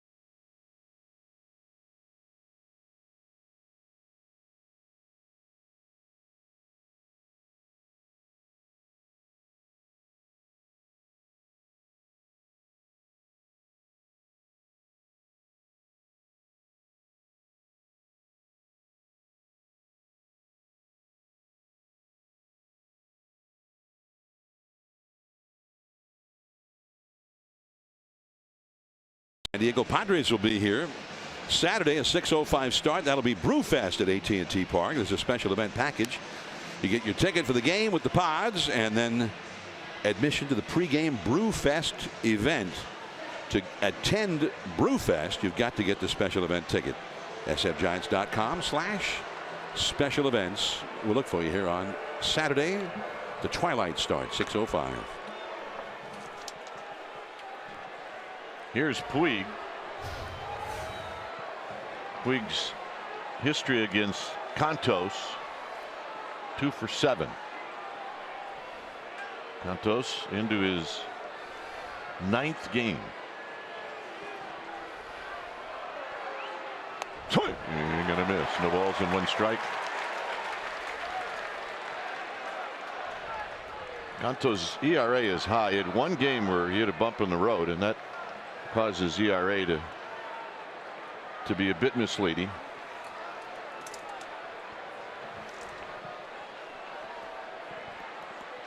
Posey setting up down and away, and that's where it is.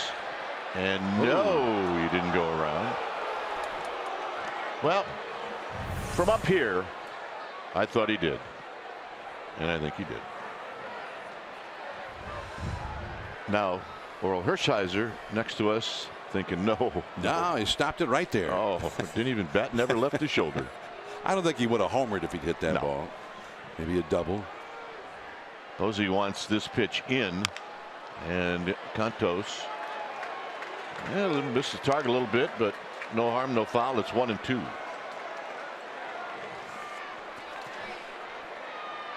Where did you get that basketball expression? What What caused a basketball expression that sort of be just sitting there waiting for you to use it? What did I say? I don't even. No harm, no foul. Ah.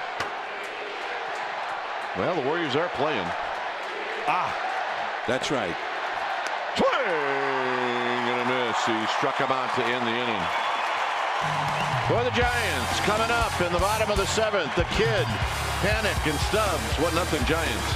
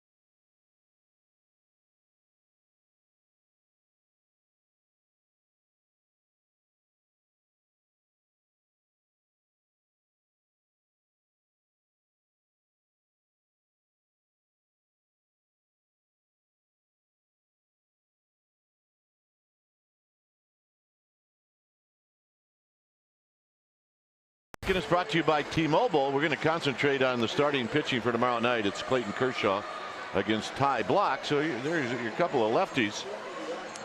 Blach is making his first start. You can see he's had 7 relief appearances. Kershaw has got a decision in all of his starts. He's 3-1. And the one thing that we know about the history of Kershaw and the Giants is he always pitches very well against the Giants. Ty Blach, however, did beat him last year in September. Here it's 1-0. Adam Libator is the new pitcher. When it's time for a change, think Speedy Oil Change and Auto Service, your oil change tune-up and repair experts. So those are Libator's numbers from last year. You see his numbers against lefties very good. Lefties only hitting 171 against him. Here's Christian Arroyo, and he lines it foul into the seats down the right field line. And it's 0-1. Panic, and then Stubbs here in the 7th. Arroyo's 2 at-bats in the big leagues have resulted in 2 ground balls to Utley.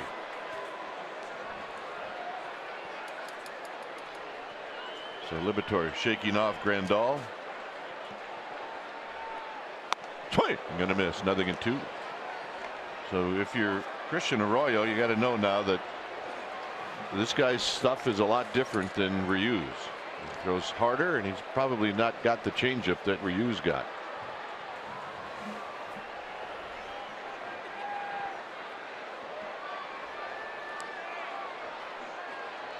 Outside and low, 1 ball and 2 strikes. Arroyo did everything that you're supposed to do to get here. Make the organization make a decision by how you're doing in AAA, and he was tearing it up. Out of play down the right field line. 446, 7 doubles, 3 home runs, 12 RBIs in 16 games. And John mentioned it in the open, and yesterday he went 4 for 6. It was his second 4-hit game in what, the last 2-3 days. Yep.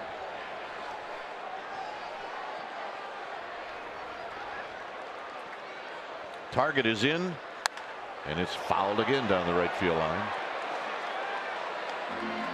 So when the Giants go through a rough road trip, not scoring runs, the thought of losing Crawford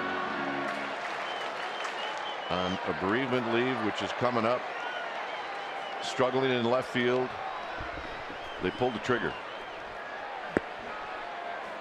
1-2. On the ground to Utley. So Utley's going to throw out Arroyo for the 3rd time. John, here are the pitches that Cantos threw to Puig. He pitched him really well. Started him with a fastball out of the strike zone, got him to chase. Then the cutter and a fastball. He might have gotten away with one there. Then back to that cutter. That was a beauty. 1 out. Here's Panic.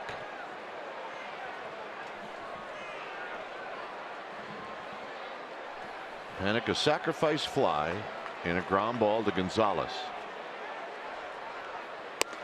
And a strike at the knees, and it's 0-1. Lipitor was just brought up from the minor leagues yesterday, when the Dodgers were still in Arizona, and they optioned Brett Eibner, an outfielder, back because their bullpen was just torched Friday and Saturday both in Phoenix. Then they didn't need the bullpen much yesterday, but Eibner is back today. They placed Jock Peterson, the Bay Area native, on the disabled list, and they're going to get some more action going in the bullpen right now. That is Josh Fields heading down. He's a right-hander. Panic with a nice level swing and a foul back. It's 1-2.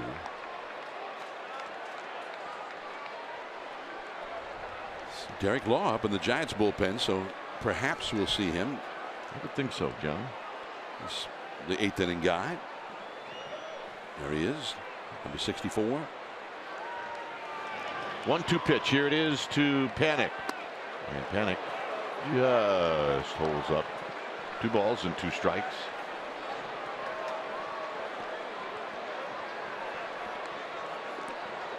Drew Stubbs also up from the minor leagues today, along with Christian Arroyo.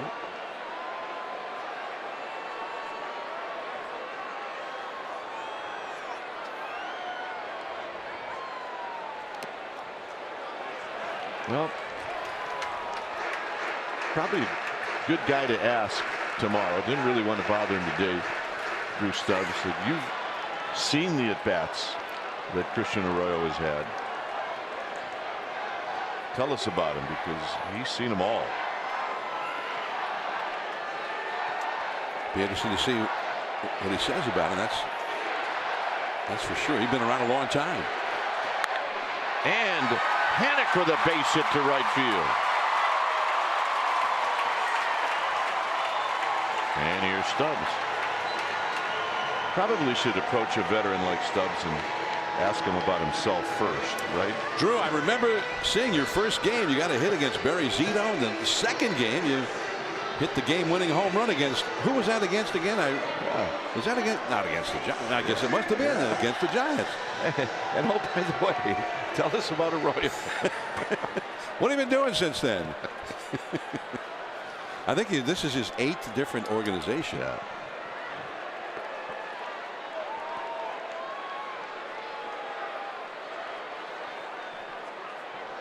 In this game, he's bounced out and popped out. He's got power. He does.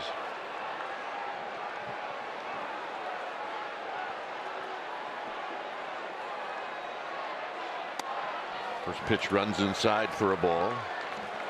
And most of his career, he really has hit very well against left-handed pitching.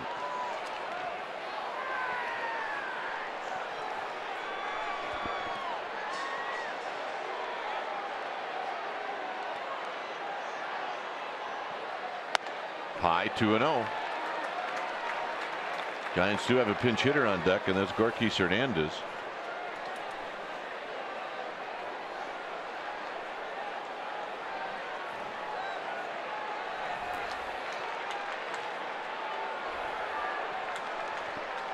Lipitor needs to come in to Stubbs, and he does. It's a perfect pitch on the outside corner. Oh, some people out in the bleachers are trying to get the phone flashlight app thing going again. They're working on it. There they go.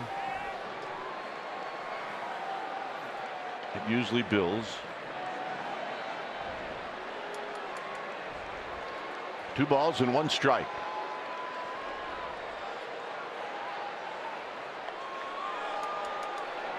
some of the fans were on social media because the Giants scored 4 runs the night that they started doing that, the 7th inning, the last night game here a week ago Friday. And some people used it #rally lights. There you go. It's building some steam, as is this pitch to Stubbs. Swing, ain't gonna miss. 2-2. Good changeup. He's pretty much pitching the Giants the same way Ryu was pitching. That's exactly right. I've only seen this at a rock concert before. People using the flashlight app on the phones. Now the third base umpire, Kerwin Danley. Well, if somebody's got a really large light, and if it starts to affect infielders, well, then they're going to ask that person to look. You can't bring a flashlight, but if you're going to ask 42,000 people not to do it, that's probably not going to work.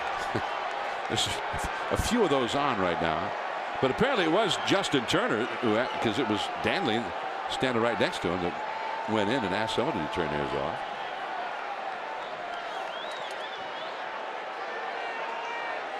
2-2 to Stubbs. 1 out with Panic at first.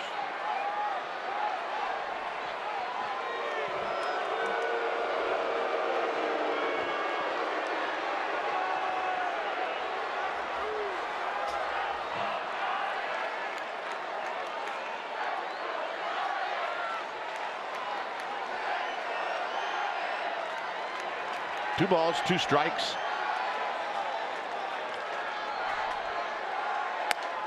Three and 2. Well, he wanted that one up. You saw the catcher Grandal give him that little motion to, hey, get it up, and he did, but Stubbs laid off. They got the rally lights on. Now they got the Beat LA cheer going with it.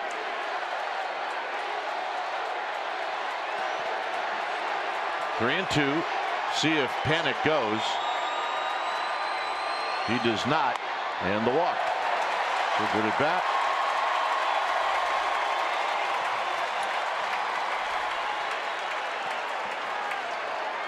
Gorkis Hernandez out on deck with the pitcher due up, Cantos.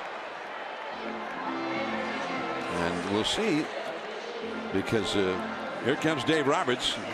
Now Gorkis is in the game. He's got a right-hander up in his bullpen. There's the call.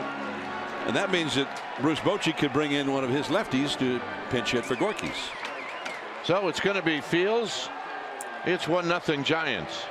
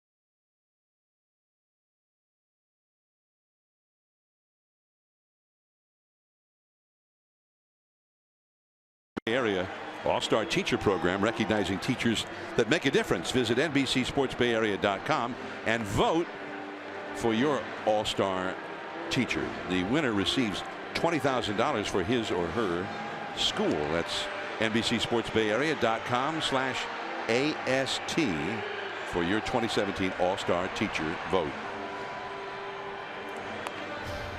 Well, it's Josh Fields. How good has he been? Well, look at all the zeros. 1 walk, 10 strikeouts. And it really doesn't matter if you're a lefty or a righty. He's been getting people out. And he's not going to be facing Rookie Hernandez, who'll be facing Connor Gillespie. See, Grandal has that cheat sheet, much like you'll see NFL quarterbacks have on their forearm. He was the first one that I saw use one of those. I think it was last year. And maybe I just wasn't paying attention with other catchers, but now we've seen it with other catchers this year.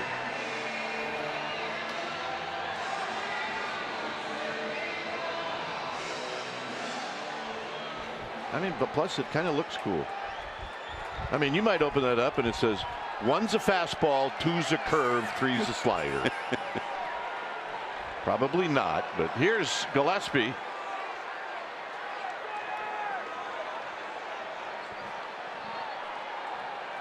Gillespie is 3 for 18. And it's high, 1-0. And most of Gillespie's at bats come at 1 at bat at a time, and that's never really good for a batting average. He's 1 for 6 as a pinch hitter with an RBI. And a strike.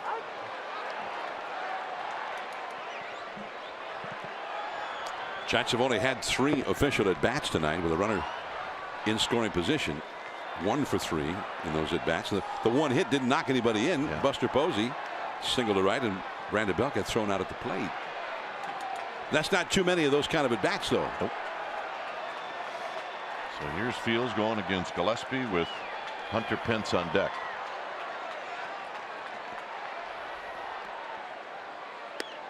And another strike. So it's 1-2. You see the 2 strikes to Connor Gillespie have been done around the knees.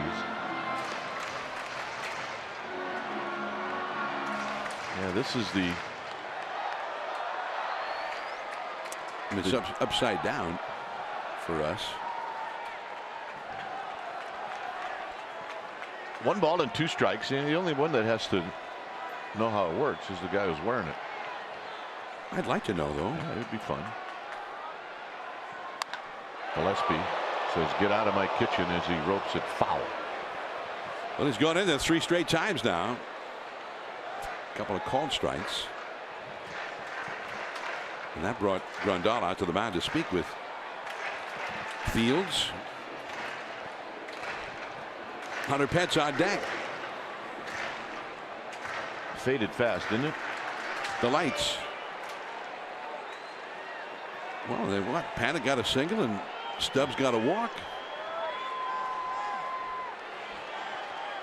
1-2 to Connor Gillespie. You wear your batteries down in a hurry, though, on a cell phone with that flashlight app. On the ground, foul under Nevin.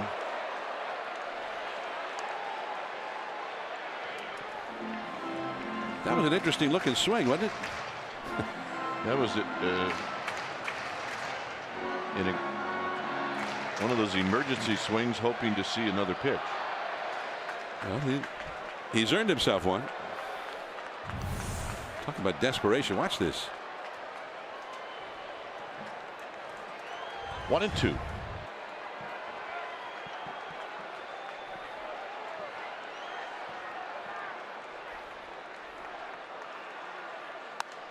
And that a better pitch for Gillespie to hit. It was up. It stays at 1-2.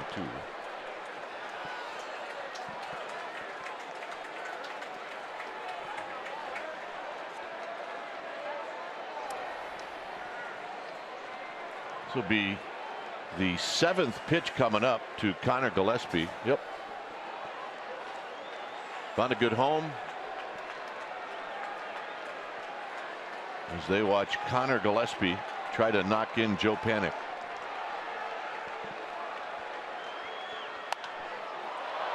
It should be playable for Gonzalez. A little bit of a hesitation step by Gonzalez. 2 outs. And here's Hunter Pence. Pence in the leadoff spot is 1 for 3.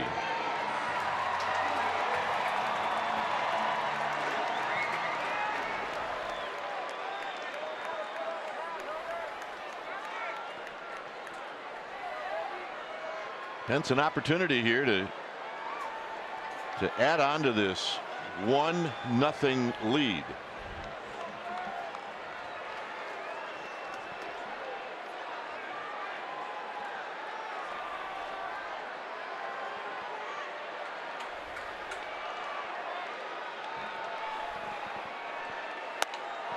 No balls and 1 strike.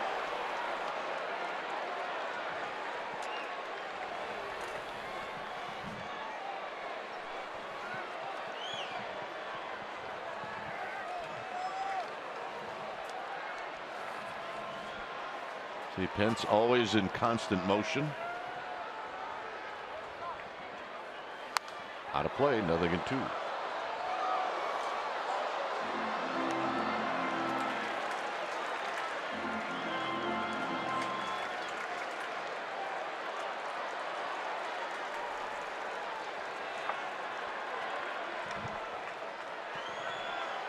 So Pence in a battle, and he knows it. It's no balls and 2 strikes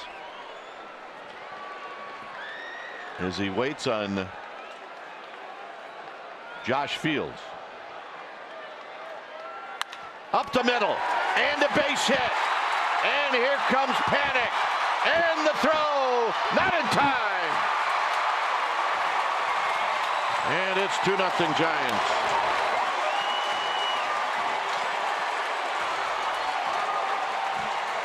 Little C-Nac ground ball going to come at a better time for Hunter Pence. And it came on an 0-2 pitch. Well, this guy's got a lot of strikeouts, as you mentioned, and he didn't get that one up as far as he wanted it, and he didn't get it out. That was out over the middle of the plate. And Pence hit it right where nobody was. Also an example of how a guy falls off the mound just a little bit. He can't help himself defensively. Could have been a comebacker, yeah, but he wasn't there.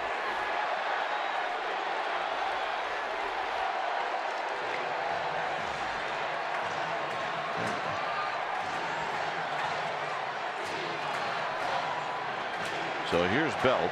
Belt is 1 for 2.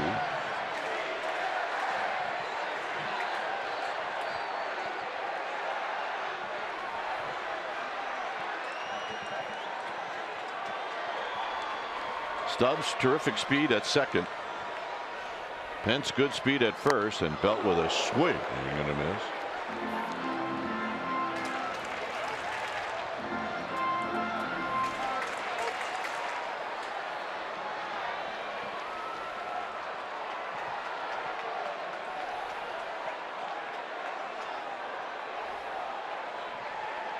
Fields taking a long look into Grandal. And Belt that time on a half swing, and it's 0-2. Well, sometimes this is where Belt does his best work. It's a 95-mile-an-hour fastball, and that's our fast pitch, brought to you by Xfinity, the fastest Wi-Fi at home and on the go.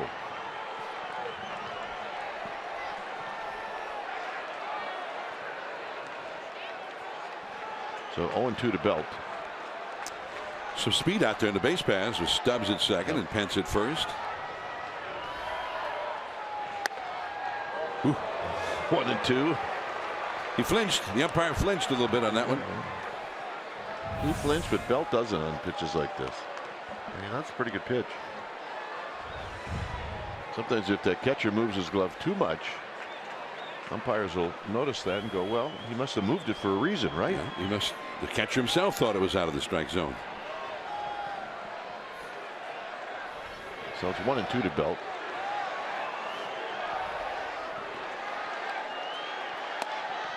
2 balls, 2 strikes. Telling you, he does his best work. 0-2.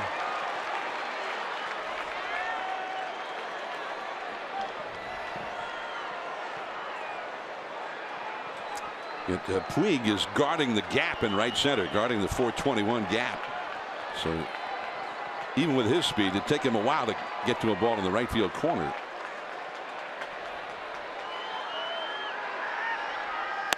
And that'll end the inning.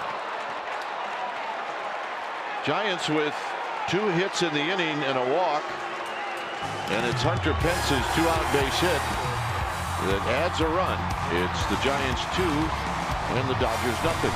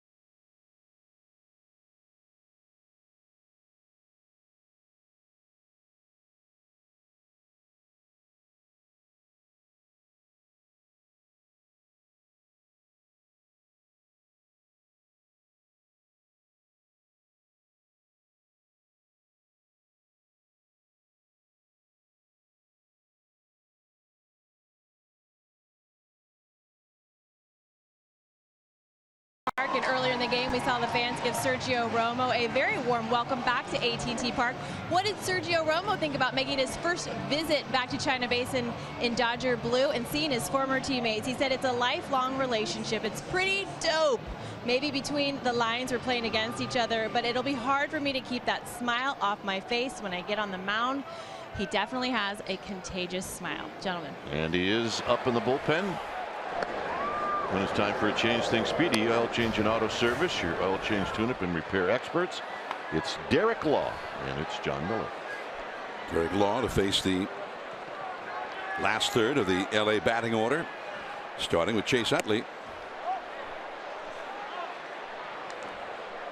1 ball and no strikes. Utley has walked and he has hit into a force play.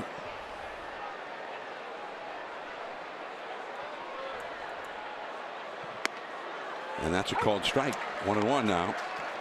Kike Hernandez is on deck, and then the pitcher spot due up third in the inning.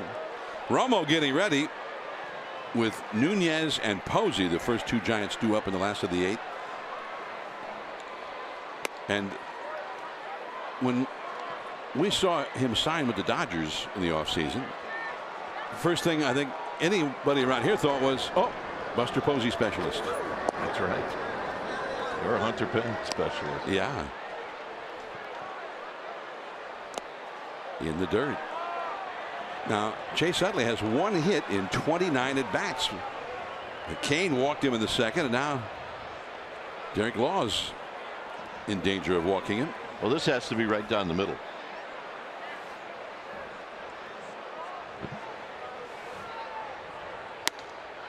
And he gets the strike right down the middle. Yep, man, do it again. I mean, you can't walk him.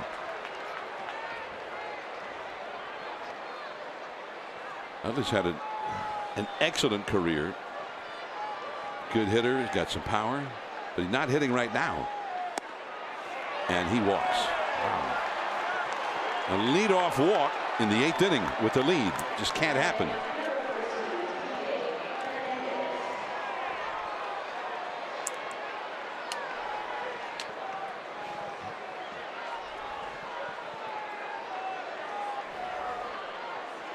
So now that makes Kike Hernandez the possible tying run.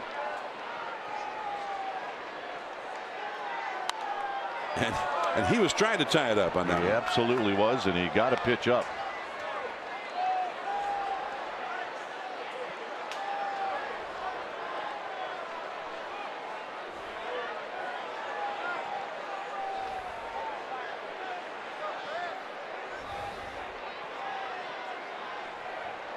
One strike to count.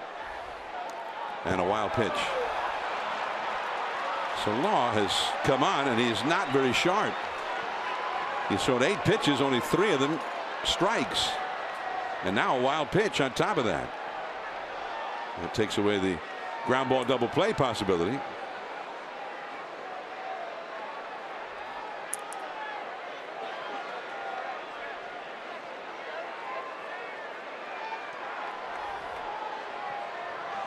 A ball and a strike to Kike Hernandez.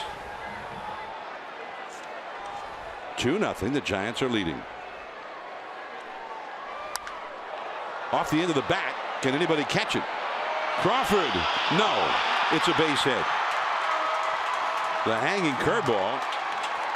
And it was just a pop-up, but you've got a left fielder who's not really a left fielder. Eduardo Nunez.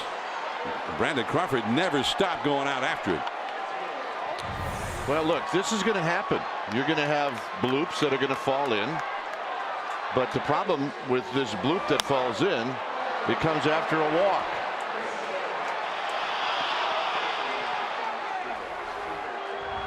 So now you're going to have to go after Chris Taylor, who's a pinch hitter. Taylor, who's only been in 3 games, has had 5 hits and 8 at bats, including 2 doubles and a homer. His 1 pinch hit at bat was the home run. And the Giants send Hunter Strickland down to the bullpen now. Is not started well for Law, who really doesn't have good stuff. Now he hasn't shown it. And is having a terrible time finding the strike zone. Giants to give up a run here to get a double play in the middle infield, playing for the double. Ball 1 off the inside. Chris Taylor, recalled from the minor leagues 5 days ago from Oklahoma City.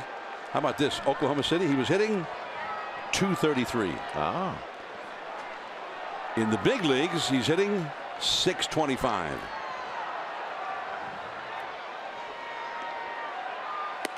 (2-0). Andrew Tolles, a left-handed hitter, is on deck. He's been on base 6 times in 9 plate appearances with those 5 hits plus a walk.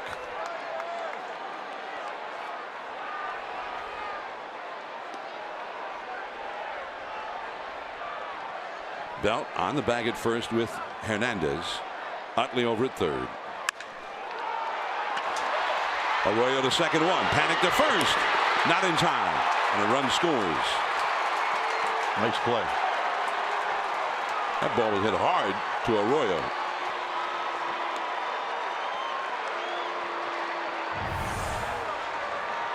Well, as John said, smoked. And they almost pull off the double play, but it started by Arroyo going to his left, and he makes a perfect throw to Panic.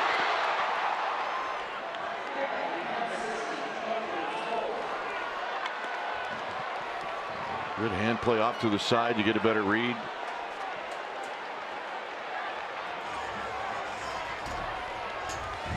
So 2-1 Giants. And now Tolles, who is 0 for 3. He shows bunt. And that curveball in there for a strike. Arroyo from third. Belt from first, rushing in when they saw the display of the bunt. That leadoff walk has become the Dodgers' first run of the game. An RBI for Taylor. And he is the possible tying run over there at first. Yeah, you got to keep an eye on him because the Dodgers would love to get him into scoring position.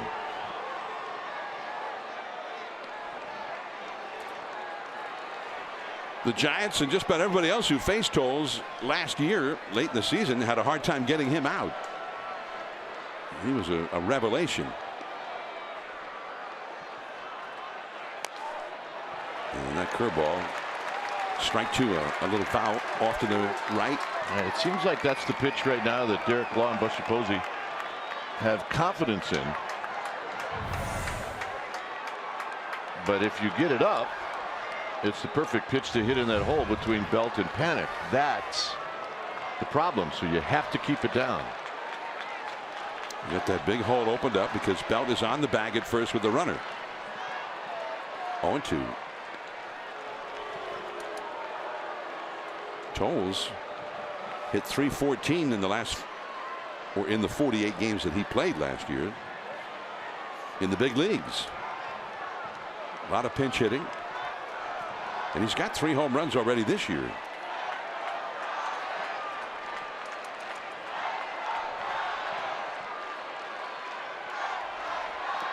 Struck him out with the big hook that bounced.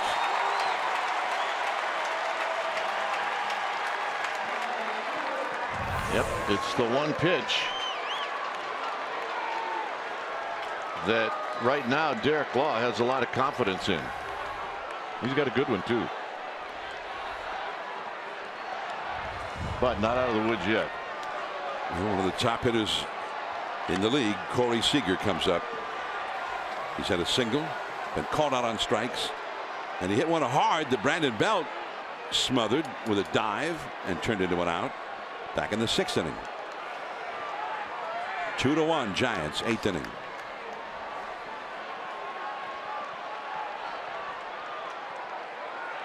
Runner going. Buster's throw, the tag, out! Wow. Well, if this holds up, that's a great throw. Now, the Dodgers are asking for a moment to look at the video. We're going to take a look at the video. They got him. Wrap it up.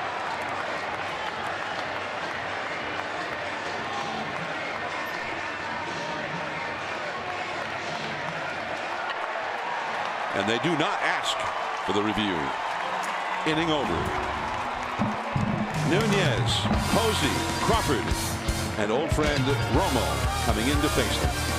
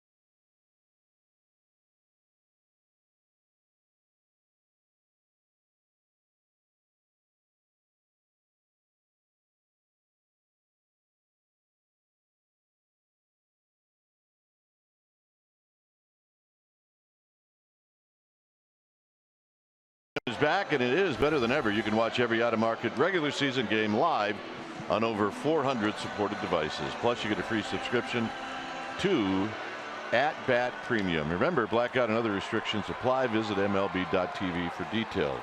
This guy knows all about that. Well, when it's time for a change, think Speedy Oil Change and Auto Service. Your oil change, tune-up, and repair experts. Looks odd in that uniform, but there he is, former Giant, former good Giant, Sergio Romo. Romo got destroyed Friday night in Arizona in the 8th inning, but then came back yesterday and pitched a solid inning in relief. And he spins that slider, the familiar hard slider from Romo, and it's 0-1 to Nunez. I'm sure it's a bit odd for Romo right now. And he also, at the same time, may feel like he's home again. Certainly knows this mound and this ballpark. 0-2. That was the much slower one. He'll change speeds on that breaking ball. And he was always adding and coming up with new wrinkles on pitches and new speeds, new grips.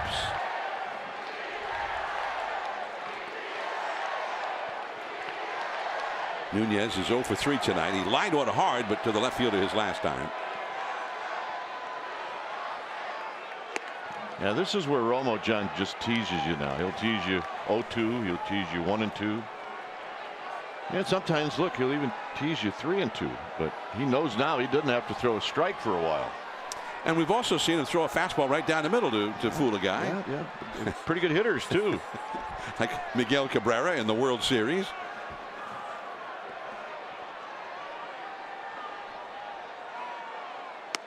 Well, there's a fastball, but off the outside. This is the first time that Nunez has ever faced him. And of course, they were teammates the last couple of months of last year and in the postseason. 2-1 Giants. Mark Melanson is getting ready in the bullpen. Buster Posey on deck. No.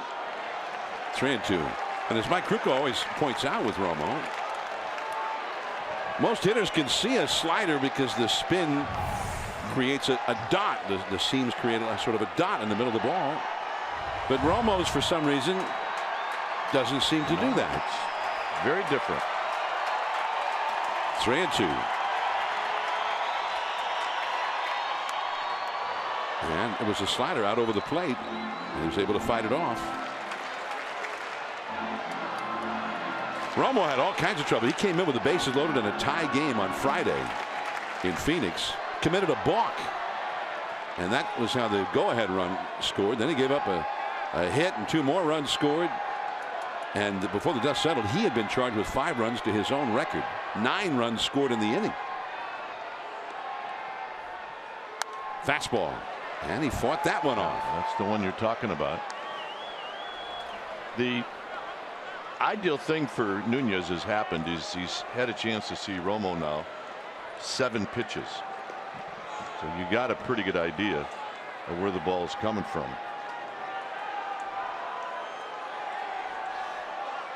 Not meant to sound like it's going to be easy from here on out.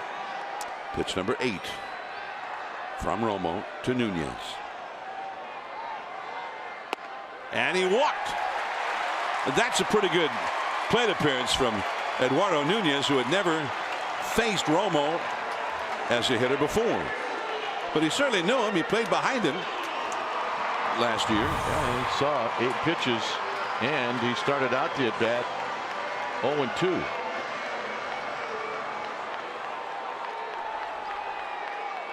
And now here's a guy that Lord knows how many times he caught Romo, and he's going to face him for the first time. Buster gave the funniest interview I've ever heard from Buster. He was asked in spring training, says, who will have the advantage when you face Romo?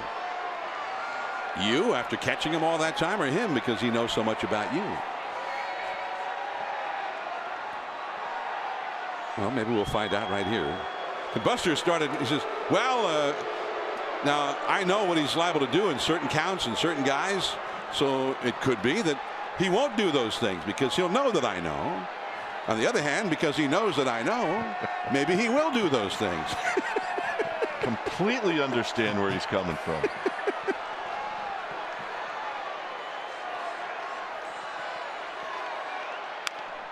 And that slider was left right out over the plate. Buster just tapped it foul. Think about that breaking ball. It breaks so much.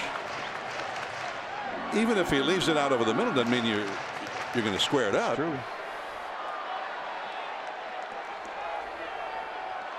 Buster's had 2 hits tonight, 2 for 3 in the game. And he is hitting .348 for the season. Runner goes. Puig in right field. Nunez will have to go back. Puig's going to throw behind him. But Nunez is standing on the bag. So Posey, retired by his old battery mate, Romo, as Melanson heats up under the watchful eye of Mark Gardner in the Giants bullpen.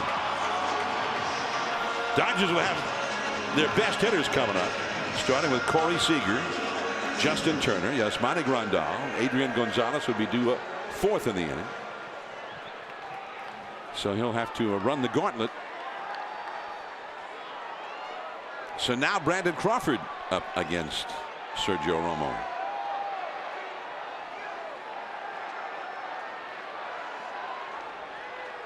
Romo did just about everything you could do as a reliever.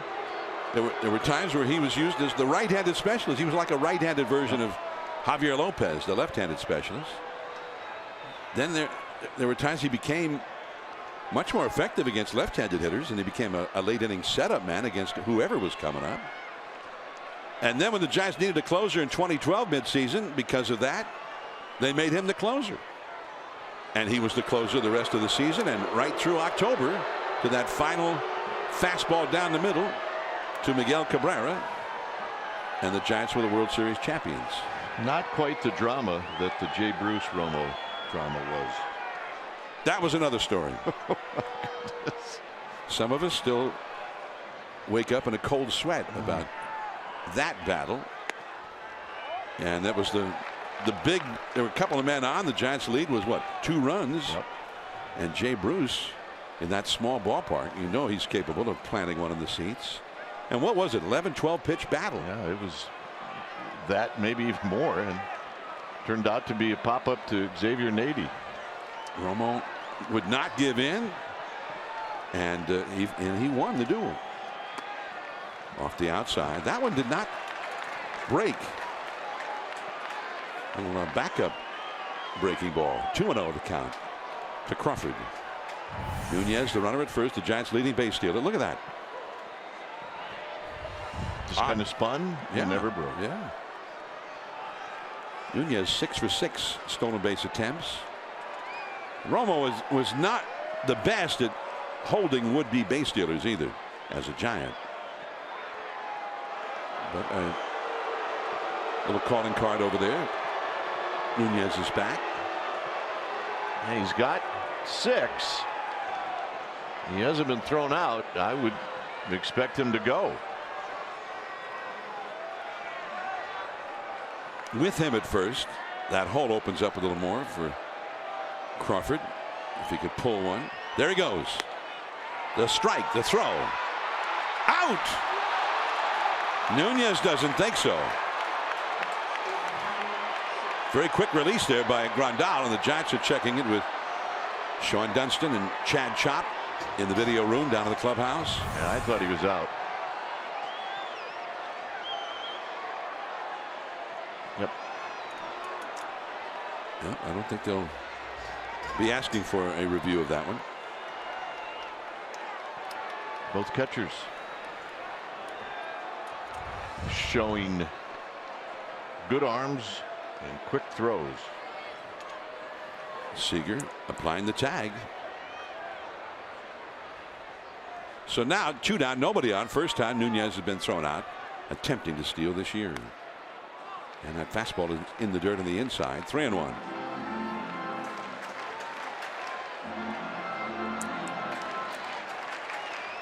There is Christian Arroyo on deck. 2-1 Giants. 8th inning.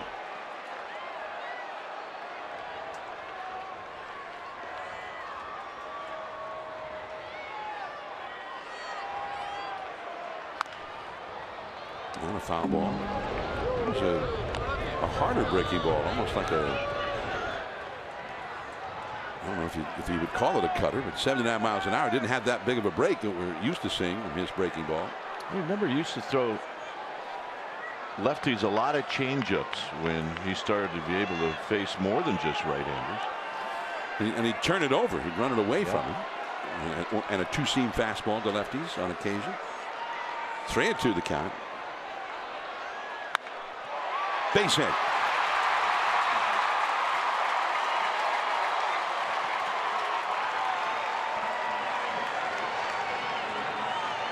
So now Arroyo will face Romo.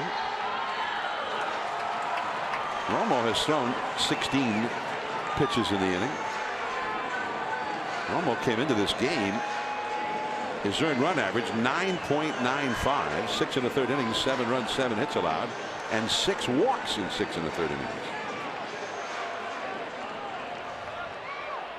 So he's had some difficulties in the early going this year with his new team.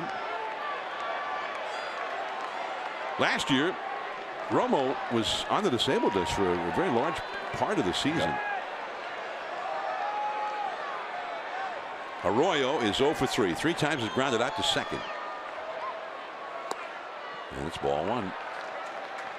Well, the thing about Romo, if you're Christian Arroyo, is you have to understand that he's going to throw you a lot of sliders, and he can't throw the fastball by you. So you can wait a little bit longer. He chased. Way out of the strike zone. 1 ball, 1 strike. But again, that part of that is didn't look like a slider to him, I'm sure. I mean, if he's faced Romo before, it was during batting practice in spring training. That would be about it. Justin Turner deep at third, hugging the foul line. Gonzalez on the bag with Crawford at first. Staying with that slider. 2-1.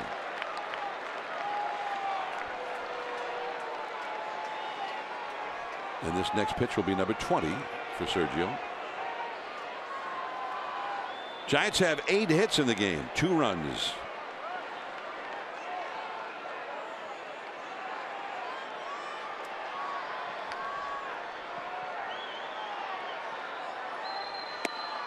Right there on the corner. And that's more like it did not break that much. No, it may have been a changeup. No, I think that was a slider that called correctly that just slid a little bit. Very tight break on it. 2-2 the count.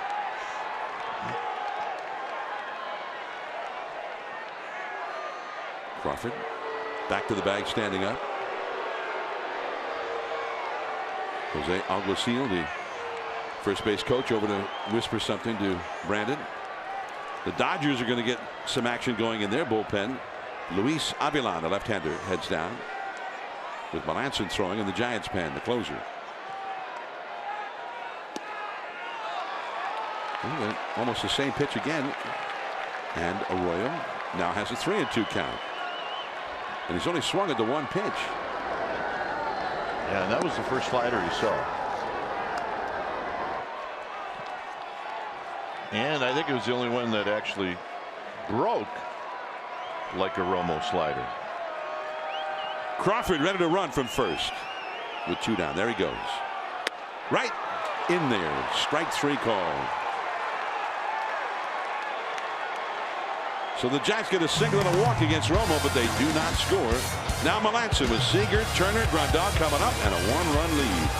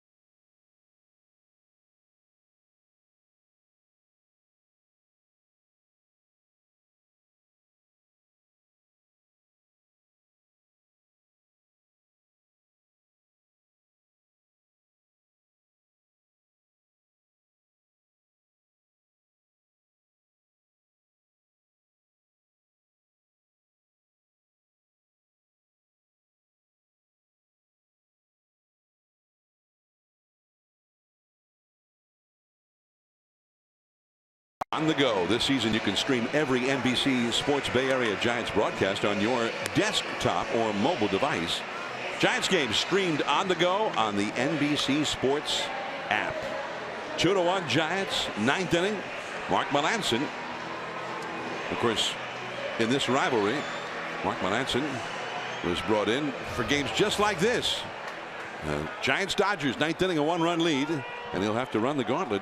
Some of the best hitters are coming up with Seager, Turner, Grandal, the first three. As Melancon, you see his numbers, and his very first game got away from him, but none since. 3 for 3 save opportunities since opening day in Arizona. Dwayne Kuiper. And Melancon going after Corey Seager. And Seager doesn't waste any time, and he fouls it down the left field line and out of play. Another terrific crowd of over 41,000 here at the ballpark tonight, as Giants fans welcome this team back home after a tough trip. 0-1.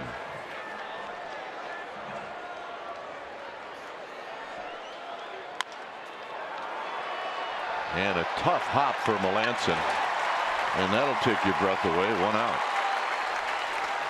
And you can just see that little ball just like squirting right over Melancon's glove, but he hung in there with it. Well, he showed some quick hands like an infielder, which he had to become on that play. Watch this one. The second bounce up, and it rattled around there, but he squeezed it. Cradled it right in, and here's Turner. There's that goofy hop. I mean, look, if he doesn't glove that, it's a base hit or an error. Turner's 0 for 3. It was definitely a runner at first if he boots it. A fact. Turner, breaking ball for a called strike and a beauty. That was the hammer. Watch this quick break.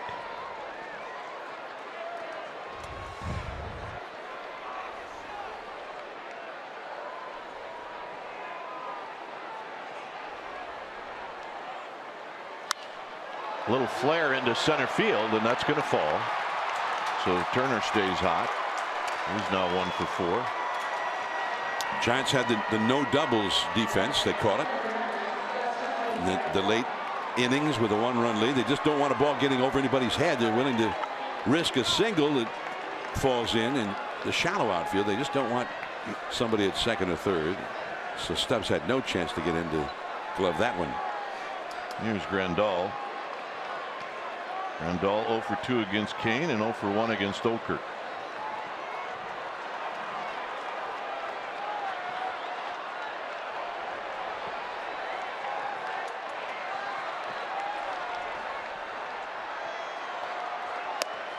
And a strike, and it's 0-1. His history against Melancon, he's had 1 hit and 5 at bats. That was that little cutter to the back door right at the knees.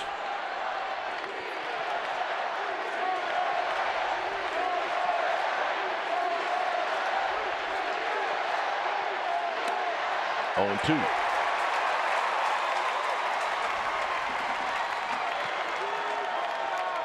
Dodger bullpen jumps into action just in case. Both the closer Jansen and Baez, the big right-hander, they're both throwing.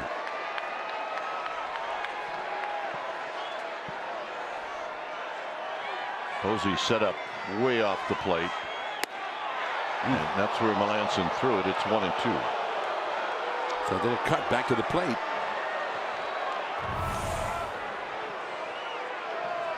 But well outside, as you can see on pitch cast.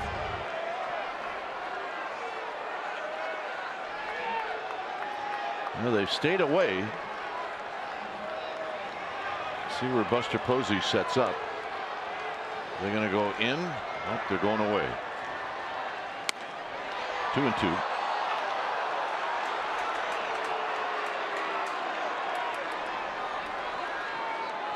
With Gonzalez on deck.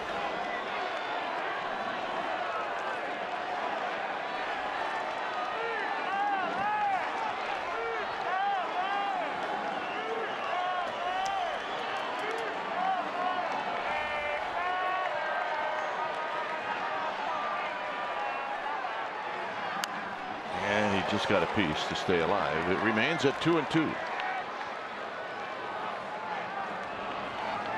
Adrian Gonzalez on deck, and then Yasiel Puig in the hole.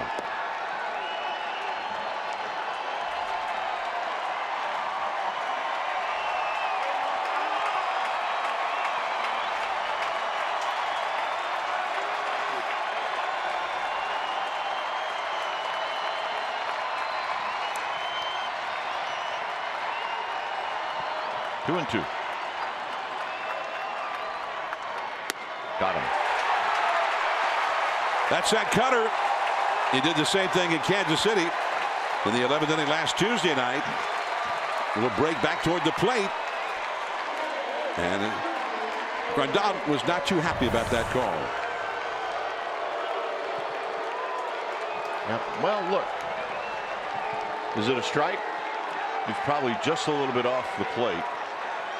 But if you consistently stay out there, you're going to get those. It's 2 strikes.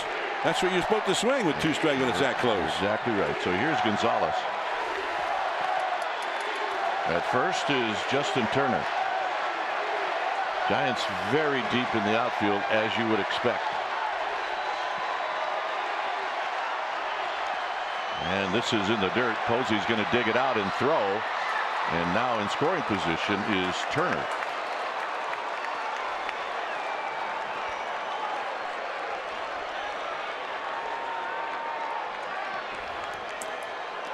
So good base running by Turner.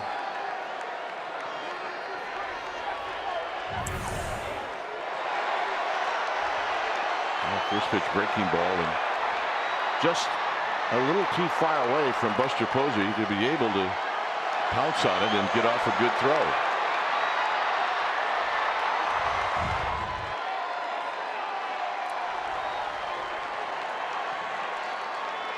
So it's 1 ball and no strikes. Gonzalez is 0 for 3 in the game. Panic out in shallow right field.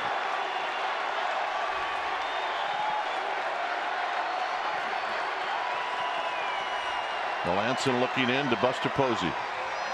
And are they on the same page? Here we go.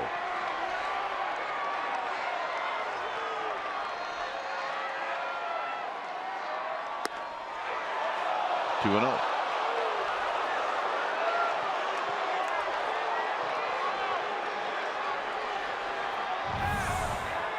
Just off the plate. Yes, indeed. But I do believe that that's where Buster Posey wanted it.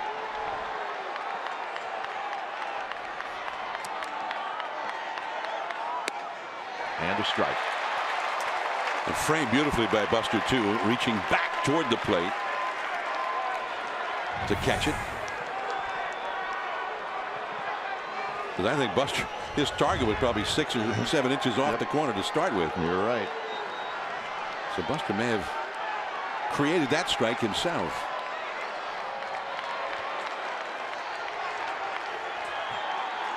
Still staying away. Now in, and it's too far in, and it's 3-1.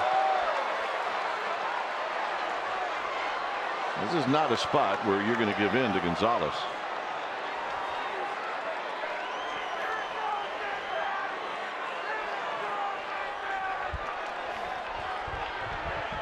Tying runners at second in Justin Turner.